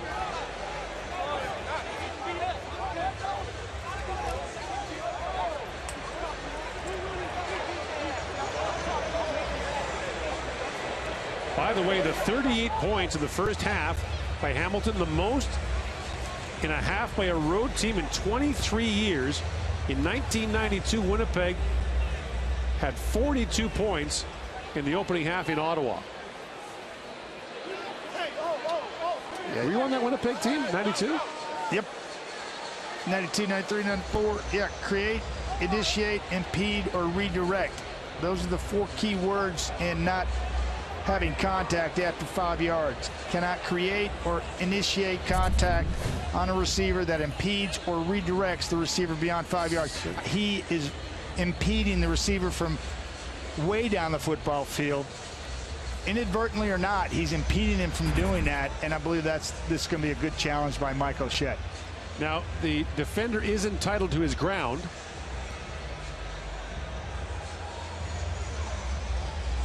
And this review is taking forever. And I don't mind it. You know, here's the call, I think. It's a big play. Not that it's going to make a difference in a 38-7 ball game. You never know, because no lead is safe in the CFL. There's another look at it. Again, you cannot create, initiate, impede, or redirect. And I think he's impeding right here. Pass interference. Well, Austin doesn't like it. 4-yard line on that first down. Are you kidding me, he says. No, that's not unbelievable, Kent. That is the rules, and they're clearly defined, and they were clearly presented by Glenn Johnson, Director of Officiating for the Canadian Football League, Vice President of Officiating, I should say. Kent, along with all the other coaches and staffs across the league. Isn't he on the rules committee? First and goal now, like Winnipeg. I said, he runs hot. You know, he played hot and he runs hot. I love that about him. He's got some fire in his belly. So first and goal now, Winnipeg from the 4-yard line. 37 seconds to go in the first half.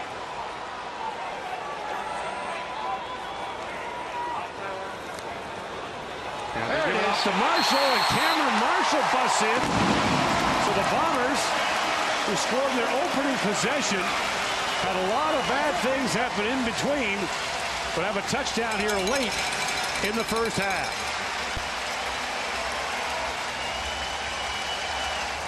And Cameron Marshall has his second touchdown of the year. He scored one last week in Regina. They're just basically going to just come down the line of scrimmage here like this. He's going to find a soft spot. Cut back, makes a move, walk in. Nice challenge by O'Shea. Gives his team a little life going into halftime. That was a 34-yard penalty against the Ticats. A 9-play, 78-yard scoring drive, and the point after hits the upright. So Hirala, who has missed both point after attempts, he has attempted tonight. That's 4 missed already in the first 5 games of the season. There's only 2 all of last year on missed PATs. Yeah. So it's going to be a factor, Matt. And especially when the weather's bad late in the year. And the 2-point converts are way up already. Yeah, that's exactly what the league wanted to do. Again, taking the bull by the horns, making the game more exciting, putting more schemes back into play, certainly strategy. I like it. I like what it's going to do for this football game. As a walk-in. Cameron Marshall, second-year man of the Arizona State. They came in late to the Winnipeg Blue Bomber organization last year, but boy, he was a big factor. Got a nose for the end zone. Third on the year already. I like it. You know, some guys, you know, that term nose for the end zone, he just got a knack for finding a crease and getting skinny or doing what he's got to do to put the ball over that end zone. Speaking of people with a nose for the end zone, man, it's going to be scary if he's averaging one a week on punt returns. Henry Gizmo Williams, I think Speedy Banks is coming after you. A long way to go, though. And Banks takes this on the hop at the 20-yard line, and Banks, with a flag down, gets pushed out of bounds just shy of the 40-yard line.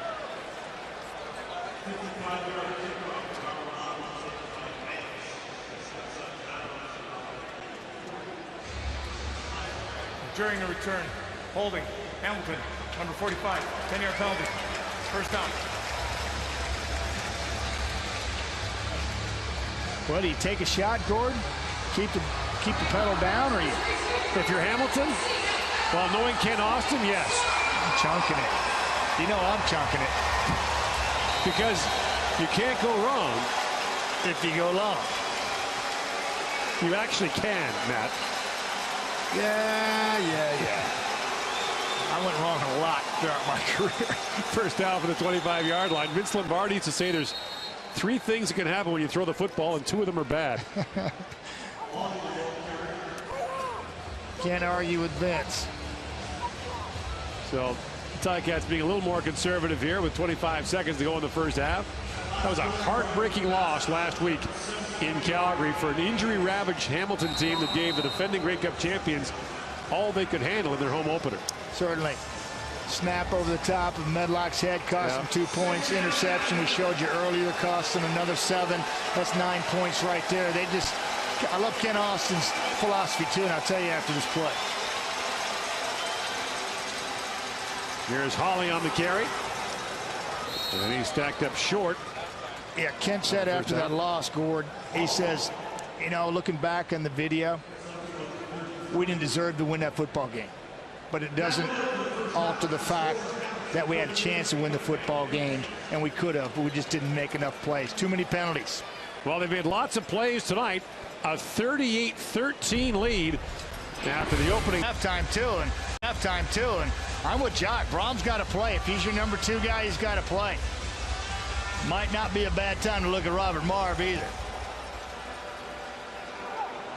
Come on, Washington takes the kickoff from the 11-yard line.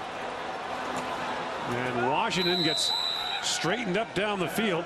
A 22-yard return, and Frederick Plessius brings him down, and on comes Brom to start the second half.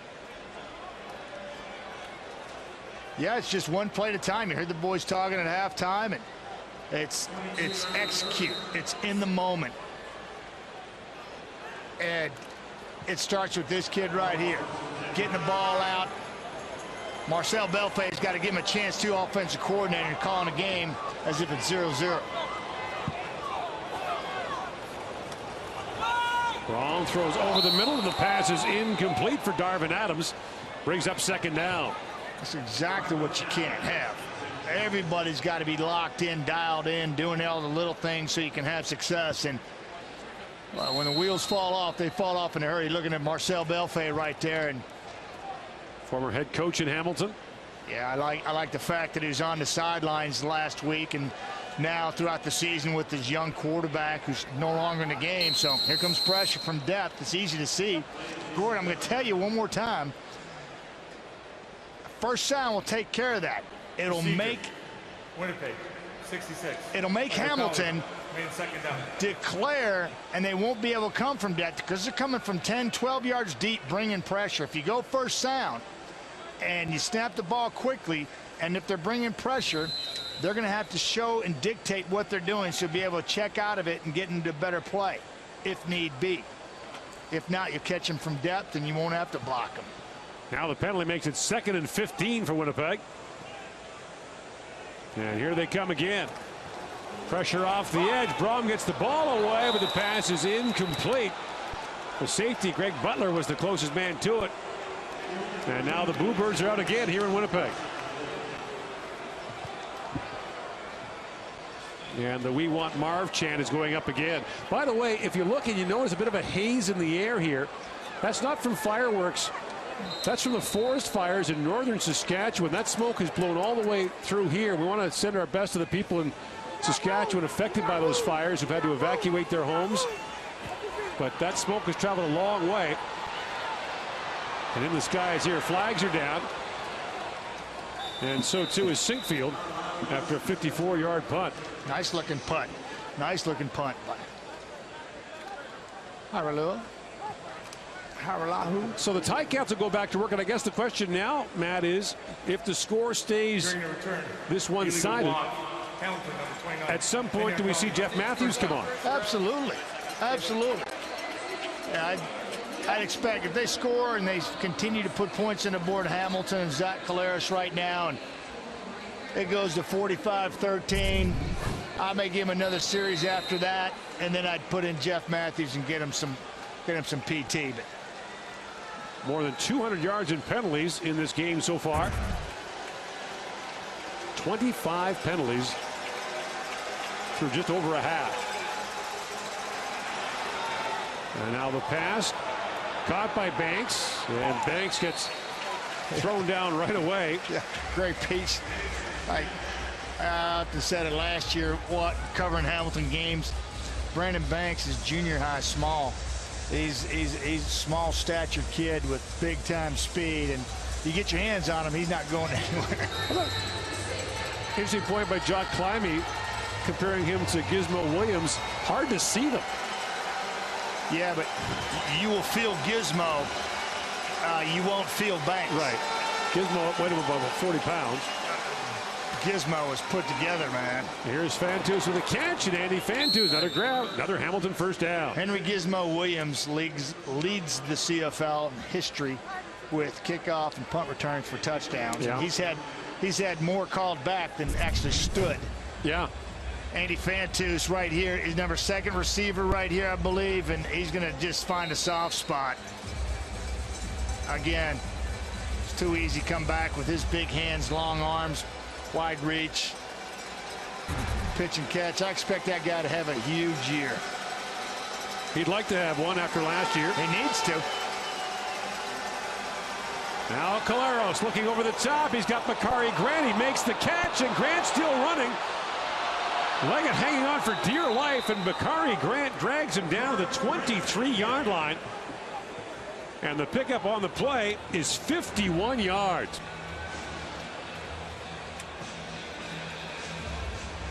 You're going to watch the rotation of the defense, and you're going to watch this guy go over here, and then you're going to watch Bakari Grant climb his route up through here. Safety gets to the middle. Bakari pushes him that way. The ball's spotted. Can't retreat quick enough. Got your back to the quarterback. Bakari goes up, high points it, brings it down, and then makes a nice run after catch. Over 100 yards receiving already tonight. First down, Hamilton for the Bomber 23-yard line. Collaros on the play fake, screens it off for Fantus, and Andy Fantus gets his legs cut out from under him by Chris Randall. That dug it. Loss of a couple on the play, and Fantus is back on his feet, limping slightly. Yes, Chris Randall oftentimes has to cover savvy receivers like this, and he's got to get on his horse. You see him tracking him across the formation. Has good leverage, goes low, and that looked like an MCL waiting to happen right there.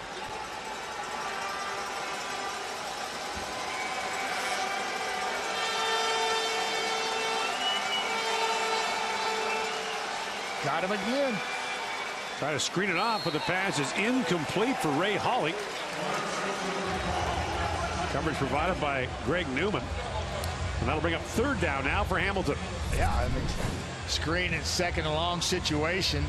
They had options to the field, but Zach is running the screen the whole way, and Greg Newman does a nice job of sniffing that out and making it tough on Collaros to spot the football. So Medlock with the equivalent of a point after now, a 32-yard field goal try.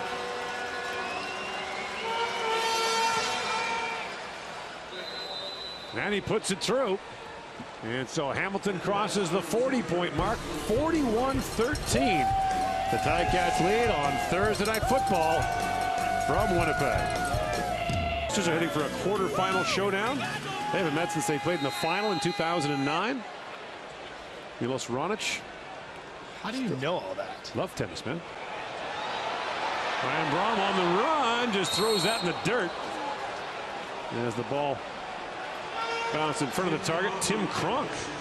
So Cronk, the fullback, who is rarely used in offensive situations, mostly a special teams player and long snapper for the Bombers, had that pass bounce away.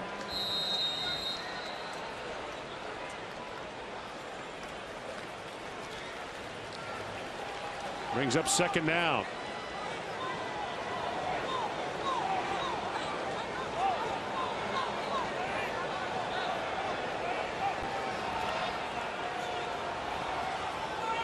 Brom throws, and the pass incomplete for Clarence Denmark. Emmanuel Davis there on the coverage, and this is not the kind of home opener the Bombers, their fans envisage. That's 6 2-and-outs for the Bombers tonight. Well, they're ornery. I mean, Brom is staring it down, so I would expect nobody to be open when you stare receivers down like that. He's got to go through his progressions, and he stayed on his receiver way too long there. Haralahu, good kick. And that chases Sinkfield back to the 25-yard line. Gets a return of about 8 on the play.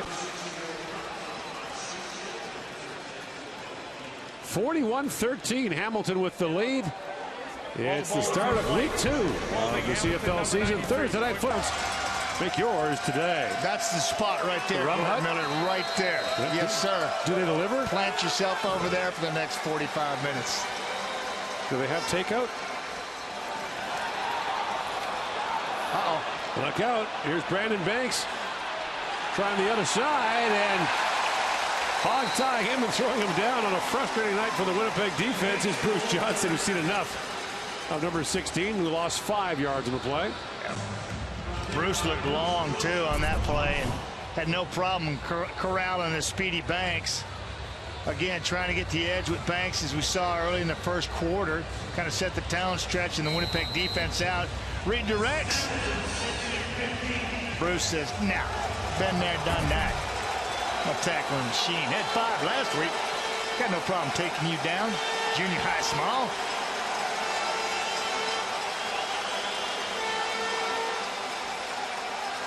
Late rush. Collaros almost picked off. Oh, that would have been 6. That would have been huge for this football for the team. Bombers, as Maurice Leggett, who had 5 interceptions last year. Just pot hanging back there. Just reading it. Watch him. He's right here on your screen. Watch him right here. Just pot hanging. Looking back. He sees Collaros go through his progressions. Jumps it. Squeeze that. And you have a walk and you bit right back in his football game. How many picks did you throw in your career? Why do we want to go there, Gord? How many picks? Seriously. How many picks did you throw in your career? Any guesses out there? Anybody? 50, 100, 150, higher? 200 some? 211. 211. If defensive players could catch, how many would have been? Oh, I would have been well over 3. Now O'Neill will surrender 2. Yeah, I threw 7 one game. Came to the sidelines. Coach Matthews said, "Hey, can I get a chance to throw 8?" He said, "Sit your butt down." So limit is 8, Gord. No, 7. Excuse me. 1 without recording a sack. I love that stat. Shows the importance of putting pressure on quarterbacks. Cameron Marshall takes the kick for the 25-yard line. And that's where the Bombers will take over. And Brian Brom remains in a quarterback. The 29-year-old is actually older than Drew Willie by a year. We mentioned tried 70 passes last year. Has had one picked off for a touchdown tonight. That was caused by pressure once again. And he's got 1 completion in his last 6 attempts. Collapsed pocket, couldn't follow through, couldn't get enough mustard on it out there to the field side curl route. Play fake to Paris, caught, and again under pressure, gets the pass away. And Julian Fioli-Gaduno Bonino, rather, makes the catch and picks up about 9. It's a nice play by Brian, just making things happen in the backfield. Watch, he's got pressure on him right away, unabated to the quarterback, throws off his back foot, eats a helmet in his ribs, and completes the pass. It's gonna be a long night for Brian, a long half if that's how things are gonna go, and I anticipate it will.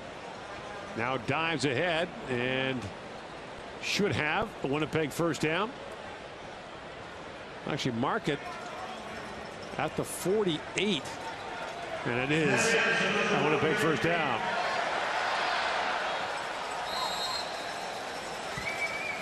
If I'm betting, Gord, I'm betting we see Robert Marv in the fourth quarter. Just getting him some PT in a game that's. Well, Matt, you are consorting with a known gambler sitting here with me. Here's Paris Cotton. The swing pass goes leaping up and over. He's got a first down. And Paris Cotton, electrifying last week in Regina, gives the home fans something to cheer about with a 13-yard gain to the Winnipeg first down. Marcel Belfay dialing up a play call, high percentage throw behind the line of scrimmage. Paris Cotton just going to come swing out of the backfield. High percentage throw, get out of the quarterback's hands, anticipating pressure. Let your playmakers do some good things. It's not that hard. It's not rocket science. Now on first down, Brom throws, and the pass is complete over the middle as he's got Cronk for the reception. We mentioned Tim Cronk, not normally a big part of the offensive attack. He sneaks out. He sneaks out, Gord, and he was late with the throw. Otherwise, Cronk still be going. He's coming right out of the backfield right here. Give it to him. He's open now. He's too late. This is his 5th year in the league, Matt. That's his first catch. Well, he's used to hitting things as opposed to catching them. That's a gain of 20 yards. Play fake again. Here comes the rush, and here comes the football. Brom is down. I think that's going to be a blow to the head. Justin Hickman came in, and there is a flag down, and the penalty is going against the Ticats. Major foul, roughing the passer. Hamilton, number 5. So Hickman gets the penalty. It's a 15-yard foul. The drive continues. Yeah, he's top of the line, coming off the edge, pretty much unabated to the quarterback. Watch him, and then he comes over with a tomahawk as the quarterback gets small, feeling the pressure right here. He gets small, bang, right on top of the head. Easy call. Not allowed. Next. Yeah, that's a good play. I mean, Hickman knows better. Telling all the defensive ends out there, don't go head hunting. If you put your helmet in a small the quarterback's back, not only would you get a sack, more times you'll knock him out of the ball game. Here comes the rush again, and this is going to call us an incomplete pass. As busting in was Johnny Sears, the former Bomber. This is the 3rd trip in the red zone for Winnipeg tonight. They scored in their first 2, their opening drive of the game, and their last possession of the first half. And another flag comes down late.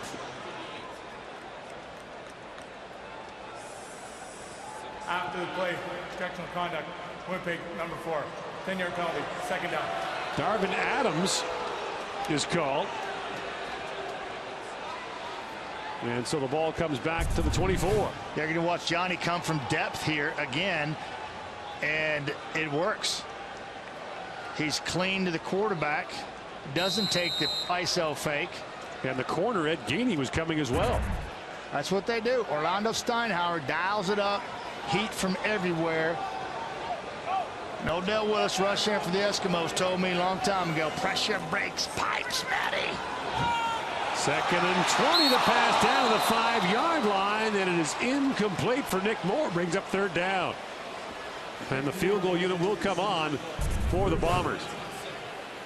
Yeah, he's right here. He's going to run, and he's got the inside. Ball's got to be thrown there. Stick it on him. Give it to him. Get it up. You got a touchdown. That's just not working together often enough in the heat of the battle. And that's why Brian Brom's out there trying to get in the flow, tempo, timing, and rhythm of things, and he just didn't have it there. So a field goal try from 31 yards out. Haralahu has missed 2-point afters from this distance tonight. One hit the upright, and he puts this one through. And so the Bombers add 3. Back with more on Thursday Night Football from Winnipeg. Nah, I saw a whole lot of tools to work with, and he's got all the necessary tools to be successful in the Canadian Football League. Now Collaros up and throws, and the pass is caught as Terrence Tolliver makes the grab. 20th completion of the night for Zach Collaros, up to the 45-yard line.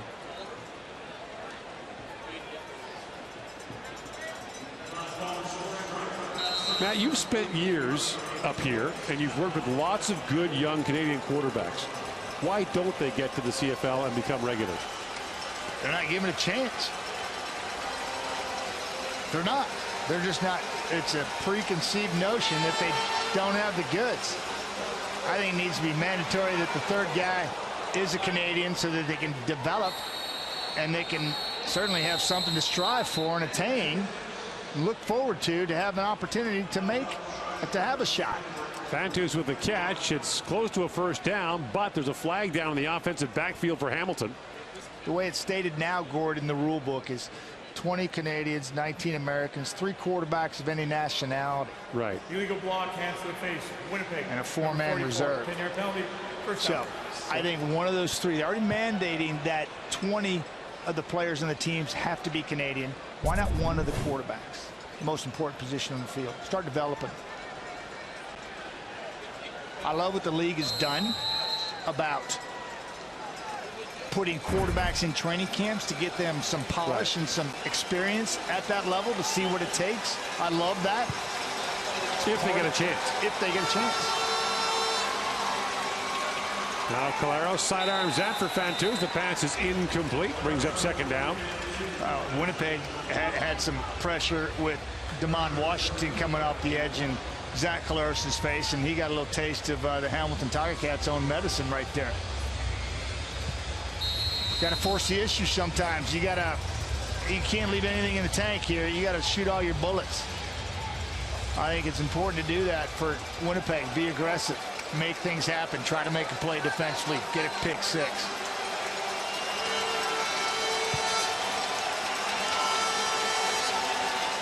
Second and long. Here comes the rush. Collaros is dropped.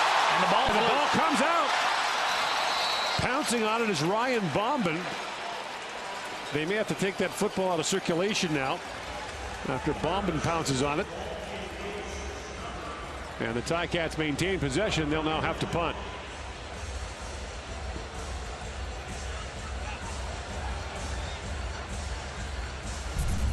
Yeah, this is just pressure right here. You're going to see it right here. He's coming right up the right of the 3 technique. Outside shoulder of the guard, beats him, pressures. Zach's got to step up. He's flushed and finished. And the punt taken by Veltung, and he's dropped right where he stands inside the 20-yard line. Paul Apolice is patrolling the sidelines for us. Paul, what are you seeing? Well, you know what's got to happen for this team. I mean, it's 23 points down. There's plenty of time to come back and win this game, as Matty was saying earlier. But you just got to see these guys compete. I don't care if it's on defense. They got to make a play to get the offense back in the game. Just like that happened right there. You'd love them to recover the ball. Special teams and offensively for Brian Brum, come downfield, score a touchdown, get this crowd back in the game, because this game's not over. Spoken like a true coach. And it's not, because you can score points in a hurry here in a lot of different ways in the Canadian Football League, and we've seen it done before. There's Paris caught on the first down carry. About 6 yards up to the 26-yard line. You know, he does a great job of running to daylight, and he's got such great reflexes and anticipation, and he's going full speed downfield, but he's got an ability to cut either way, and the defense just have the tendency to freeze as he's coming at you. We saw it last week, froze Saskatchewan several times. We saw a little bit of it there. Repeat that. Here's the quick throw, and the pass is picked off. Intercepted, and this is going back to the house as Brandon Stewart picks it off and scores. There's another defensive touchdown for the Ticats, who have scored offensively, defensively, on special teams. And there is a flag down on the play. It looks like it's going against Hamilton, so this could be coming back.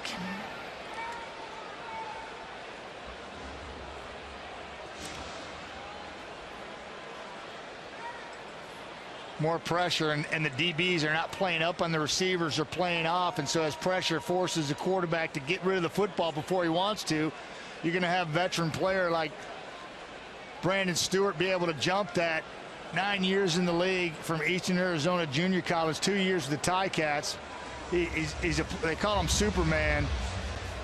The guy is a phenomenal athlete, and that was an easy pickings for him.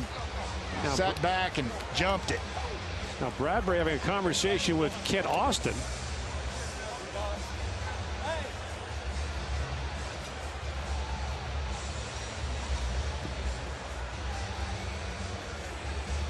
And they're going to go for 2. So the touchdown's going to stand. This penalty is against Winnipeg. Well, that's interesting, because Osh was adamant that it was going against Winnipeg.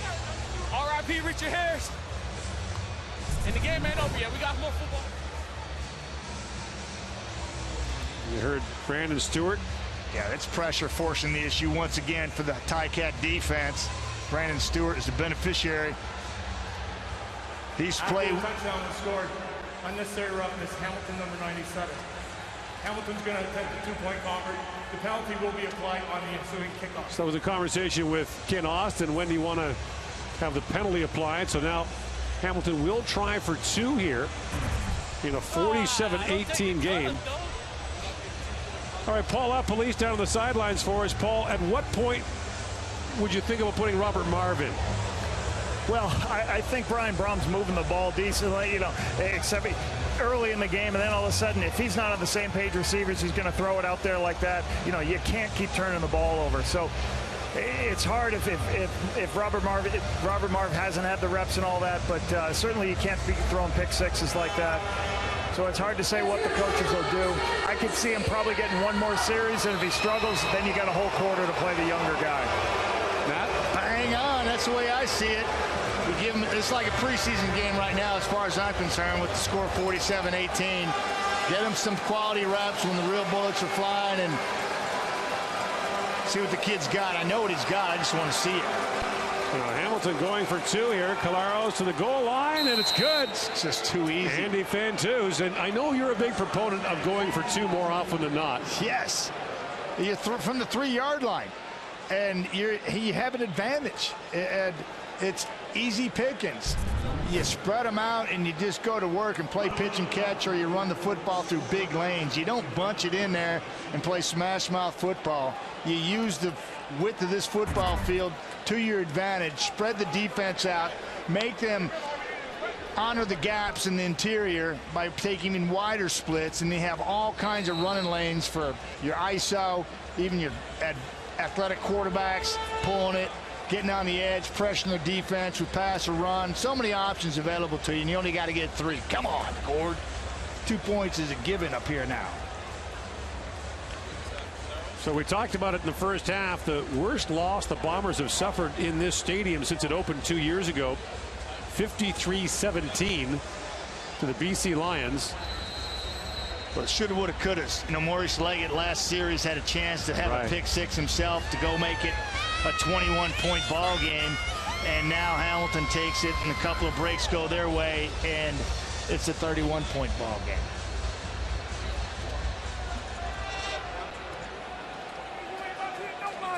Now Medlock kicking it from back deep after the penalty. And here's Damon Washington. There you go. And Washington gets tripped up as he crosses the 50-yard line, but the Bombers have decent field position, and now some pushing and shoving breaks out at the end of the play as Winnipeg's Thaddeus Gibson is into it.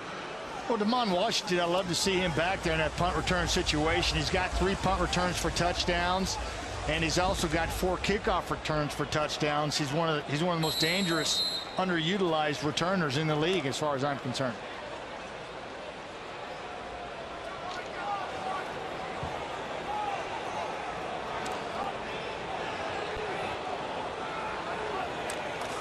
From the 52, Brom throws it out. Fielder Godino, and he fights close to a first down into Hamilton territory, down to the 48-yard line. Time winding down here in the 3rd quarter. 49-18, Hamilton with the lead. We mentioned the Ticats opened the season with 4 consecutive road games. They stayed on the road, played in Calgary last week. stayed in Alberta to practice, as their stadium is unavailable due to the Pan Am Games. Zach Collaros, a little side trip to Lake Louise to check it out.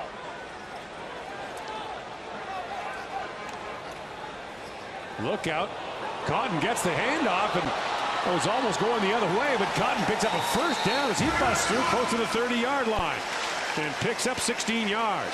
Yeah, you got Brian Brom reaching and riding, trying to read the defensive end, but he didn't have to because the defensive end was in his face. He just slid the ball to Cotton, and Cotton did the rest.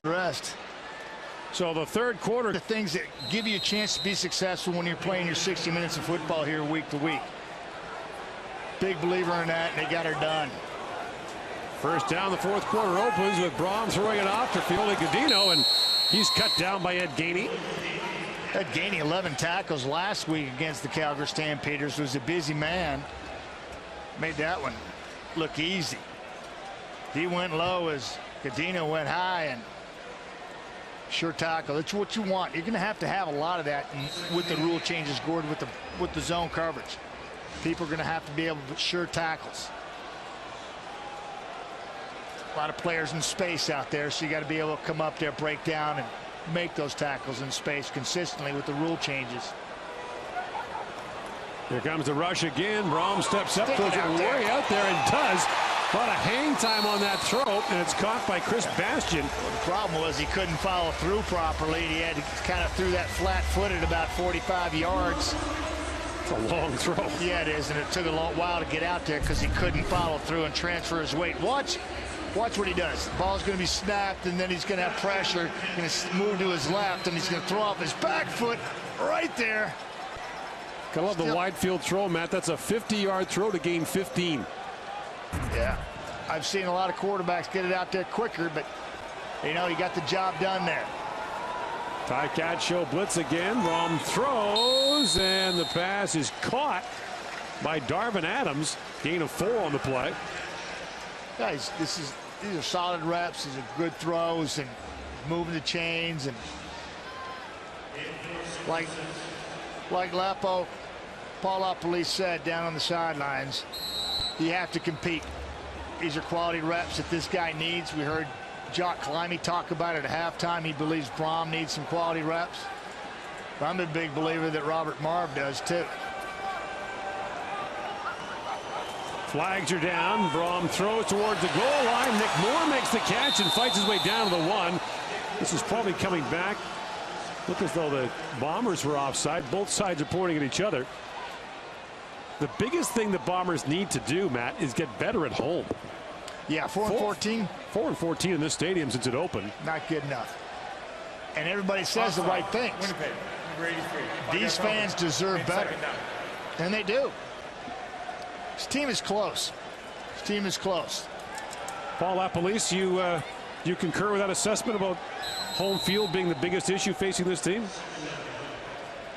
Certainly, you know, with a crowd like this, and when you get this crowd going, when you're winning games and this crowd is excited, this is as a lot of places you'll find in the Canadian Football League. So you got to make that an advantage for you, and you can't be in situations where you're late in the game. Get there!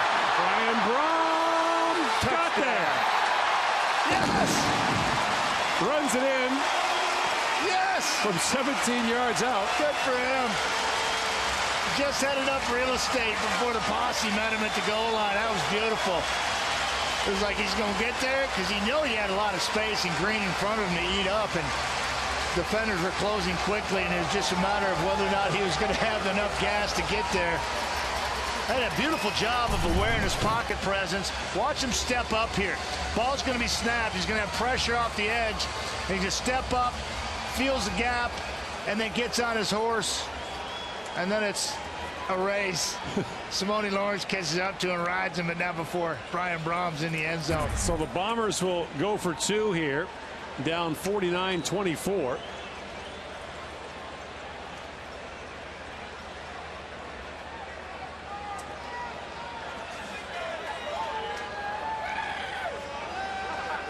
That was fun. That was fun to watch. Wasn't necessarily a Olympic caliber sprinting, but it was just, is he going to make it? Because he had plenty of open field in front of him. Was he going to get tracked? It was tight. Here comes Marv to run the two-point convert play. This guy. Fake to Cotton. Get out there. He's being flushed out. He lost the ball, and Craig Butler pounces on it. Now a flag comes down in the end zone at the end of the play. Defensive pass interference. They're going to get the ball at the 1.5 yard line. So Nick Moore was down there with Brandon Stewart. Yeah, that's what's going to happen. DPI. Ball's going to move up halfway distance goal line, be the 1.5, and Marvin going to kick 10. Hamilton number 20. Half the distance, we'll retry. Okay. Marv lost complete control of that ball when he tried to sling it. All right, so now you try it from the 1.5. As I mentioned last week, CFL teams were 5 for 6 on two-point convert tries.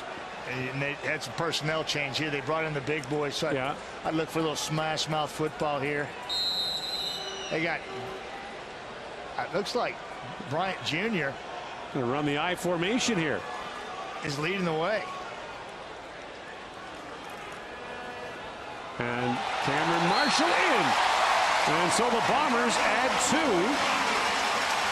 And it's now a 49-26 game with just under 12 minutes to go in the fourth quarter. This ain't over, Gord. This is not over. This could happen. I'm telling you. Been there. Preparing for the game. There's a big man. I know that guy. That's Bob Irving. Bob Irving, and there's Doug Brown. Doug Brown doing the color. Yeah, I was with Bob Sokowski, Mike Kelly. And there's Brandon Banks out to the 28-yard line. So you look back at that team in 1990.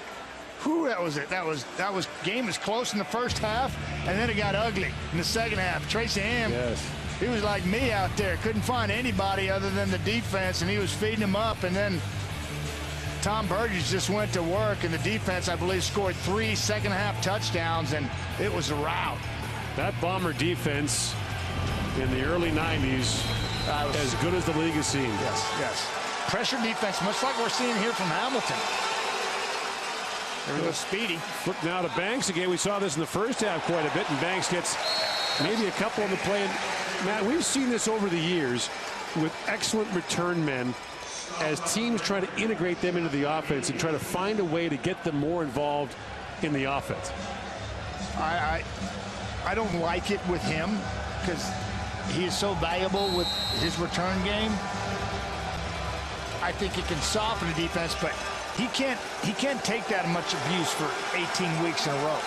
He can't be hit by 250, 260-pound guys coming from inside out when he's trying to cut back. I just don't think I don't think we'll see him for 18 weeks if they continue to do that. Here comes the rush, and Colaros finds Fantus. He gets collared down at the 43-yard line, and that's a Hamilton first down. Hey, this is experience here. This is Andy Fantus in his glory. Watch this route. He knows where he's got to get to. Watch this. He's going to give it to him. Bang, stick it, got leverage, come in there, put it on me, let me do my thing. 8 catches for 75 yards for Andy Fantus, who had 9 catches last week. I'm telling you, he's going for 120 this year. He could go for a record. He's going to have that kind of year. He will not break the record. It's 160. I think he can do it. Mookie Mitchell, 160 back at the in the run and shoot. Well, what do you think this is? What do you think we're watching here? This is a version of it. This is a spread offense that is taking advantage of defenses that are on their heels and kind of handcuffed, figuring out the new rule change with no impeding, redirecting, all those things after 5 yards. I believe it's going to change our game, and I believe people like Andy Fantus got an opportunity, legitimate opportunity, to catch 160. Second and long. Colaros fires. And another one. Here he keeps going. He's only, what? That's 18 catches now, so he's only 142 short.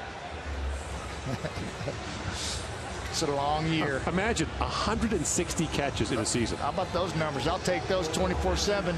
He's still got 9 minutes to go. I'm surprised he's still in the ball game. 23 points, though, is not a lot in this Canadian Football League.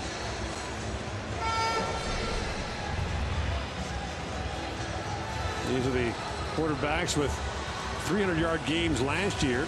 Zach Collaros and Drew Willie each had 6. Now the difference is Collaros only appeared in 13 games last year. Drew Willie, by the way, in his career has only missed 1 game to injury. That's impressive. Well, we talked about a kid earlier, Tim Kronk, for the Bombers. He's never missed an opportunity. I think he's Iron Man. 8.5 to go here in the 4th quarter. We'll be back here next week for the Alouettes at the Bombers. Nah, I misspoke. That's Michelle Brown from the University of Montreal, undrafted free agent for Winnipeg. Never missed a ball game since making the football team. 64 straight. That's a good play right in the backfield. Jake Thomas. Hawley gets wrapped up, so now it's 2nd and 13 after, or 2nd and 12 rather, after a loss of 2. 4th-year player from Acadia, Jake Thomas.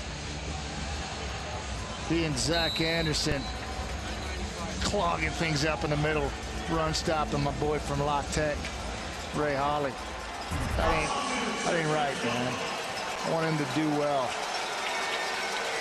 Late substitution made by the Bombers as Anderson comes in.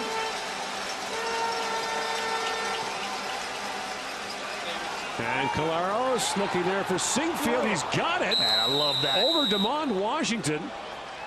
Terrell Sinkfield makes the catch. Leverage route. Got a 61 combination, corner to hitch. Right here, watch this. Let me see if I can get it to you. He's going to run a corner. He's going to have leverage. And I like what he does with his big body afterwards. DeMond Washington's beat off the ball because he can't hit him. He comes back, shields him with his big body, and makes Collaros look pretty good on a suspect throw. 25-yard gain for Sinkfield.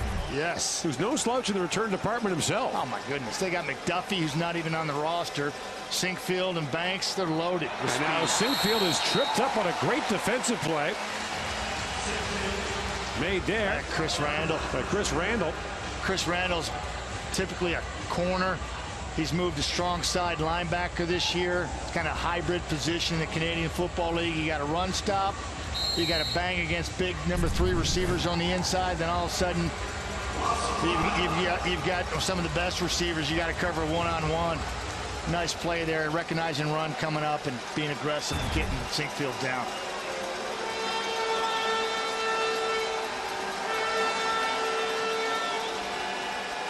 Now Collaros. Not in there. That's what a posse is. Underwood makes the catch and gets down to the 30-yard line. I would like to see Underwood go back out because the posse, all the pressure and potential dangers coming from inside out, and Underwood decided to go against the grain. Not a good idea. Plant, get outside, make a miss out there, and live to play another play. Get what you can. So Medlock will come on to try to put it over 50 points now. Actually, they've already scored more points than they ever have in a road game in Winnipeg. And they have yet to lose in this stadium. 3-0 over the previous 2 years. Breaking a streak of 2 of coming out slow out of the gates and not going 0-2, which has been for the last 5 years. 10, 11, 12, 13, and 14. They started the season 0-2. Now, they've gotten rid of that. Are you saying it's over? It's over. Well, you change your mind in a hurry.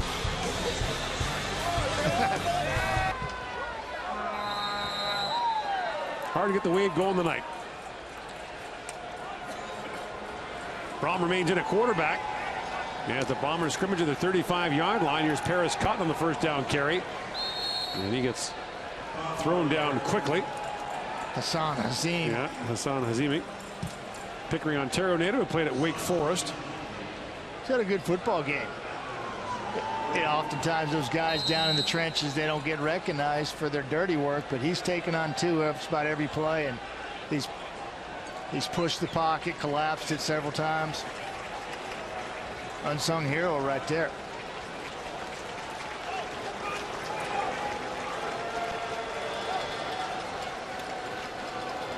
Now Brom under pressure. Hickman got a hand on him, and down he goes.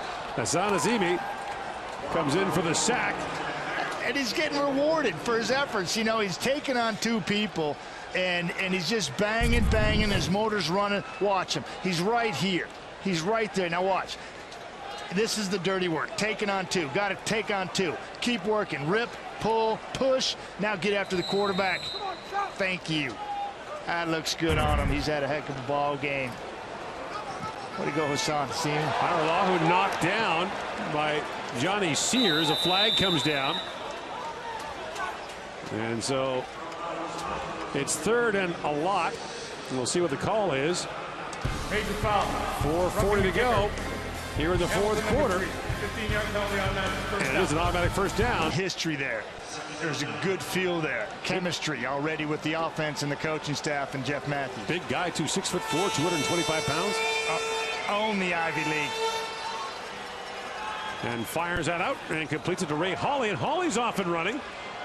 Gets by Leggett. And Hawley's still going out to the 43-yard line. Matt Butner finally brought him down, but a 29-yard gain from Jeff Matthews, who completes his first Canadian Football League pass to Ray Hawley. Stand up on your hind legs and bark like a dog, Ray Hawley. Louisiana Tech Bulldog right there. Stick it on him. I like this throw. Accurate, on the money. Give his running back an opportunity to run with it, turn up, and do his thing in space.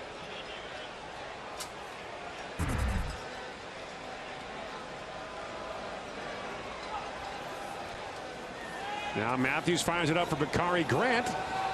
And Grant gets some blocks from Fantus. Bakari, he's got a first down, fights his way across midfield. Bakari Grant is playing with a little extra zip this year. And the first 2 times we've seen him play in the first 2 weeks of the season, this guy has been running nasty. He's running with bad intentions. Top of the field, I believe he's right here. And this simple, just little bubble screen, stick it on him. Now make something happen. And he's running with some nastiness right here. He's not running looking to get tackled. He's running to break tackles. I love that. Absolutely love that. Carries over.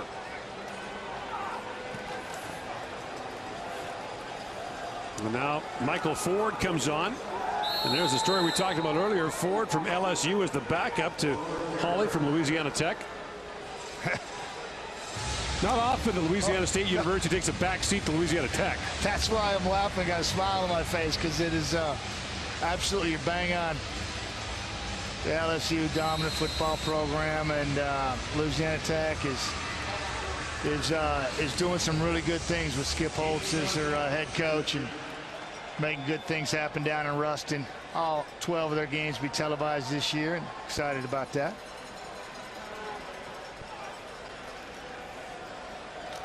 And here's Ford on the 2nd down carry, and he's got enough, it would appear, for a Hamilton first down. This has been, from start to finish, a very impressive performance from the Ticats, who have scored on special teams, defense, offense, you name it. Zach Caleros finished with over 350 yards passing in this game. But he wasn't the difference when the game changed.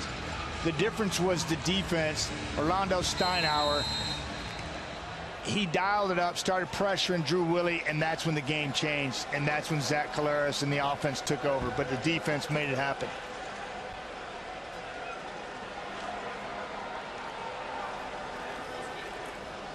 Back to the ground to Ford. And Ford slashes ahead and moves the pile. So it's another Hamilton first down. Interesting. I believe Ford's a bigger back, and they're going to him late to kill the clock and move the chains by pounding it. And Holly is more of a scat guy that works in space, and I think that's why we're seeing Ford right now from LSU pounding it. I like it. Nice combination.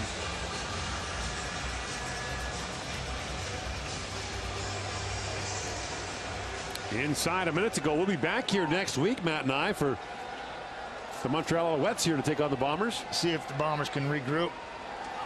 Get a report on Drew Willie. As Ford fights his way ahead. And time now for our Nissan Titan Player of the Game, brought to you by Nissan, official vehicle of the NHL, of the NFL, the CFL rather, sorry. Get it out there, Gord. A little free agent frenzy. Yeah. Fried free agent frenzy brain you have, I know. 8 hours of being on television yesterday. This kid did what he had to do to get his team on track and get a victory on the road after a long couple weeks. Looked good out there, composed, but I really believe it started with his defense, giving the opportunity to change the complexion of this football game. Zach Collaros once again was bang on with spotting the football, making things happen, poise. Those are great numbers. Get used to those numbers, folks. This guy in this offense is going to make magic for a long time in the CFL. And when you're the backup quarterback in Hamilton, you got to signal in the right personnel. Looked like a color chart there. Yeah, they had a guy last year that stood the sidelines, and he had the signs, but now they have the backup quarterback do it. Zach, I don't think Zach knew what he was doing there. I think he just told him. I don't think he knew anything. Yeah, I've never done this before. Victory formation. It's a good feeling right there on the road. That's a big victory. Yeah. In every respect. One of the worst losses the Bombers have suffered in their new stadium.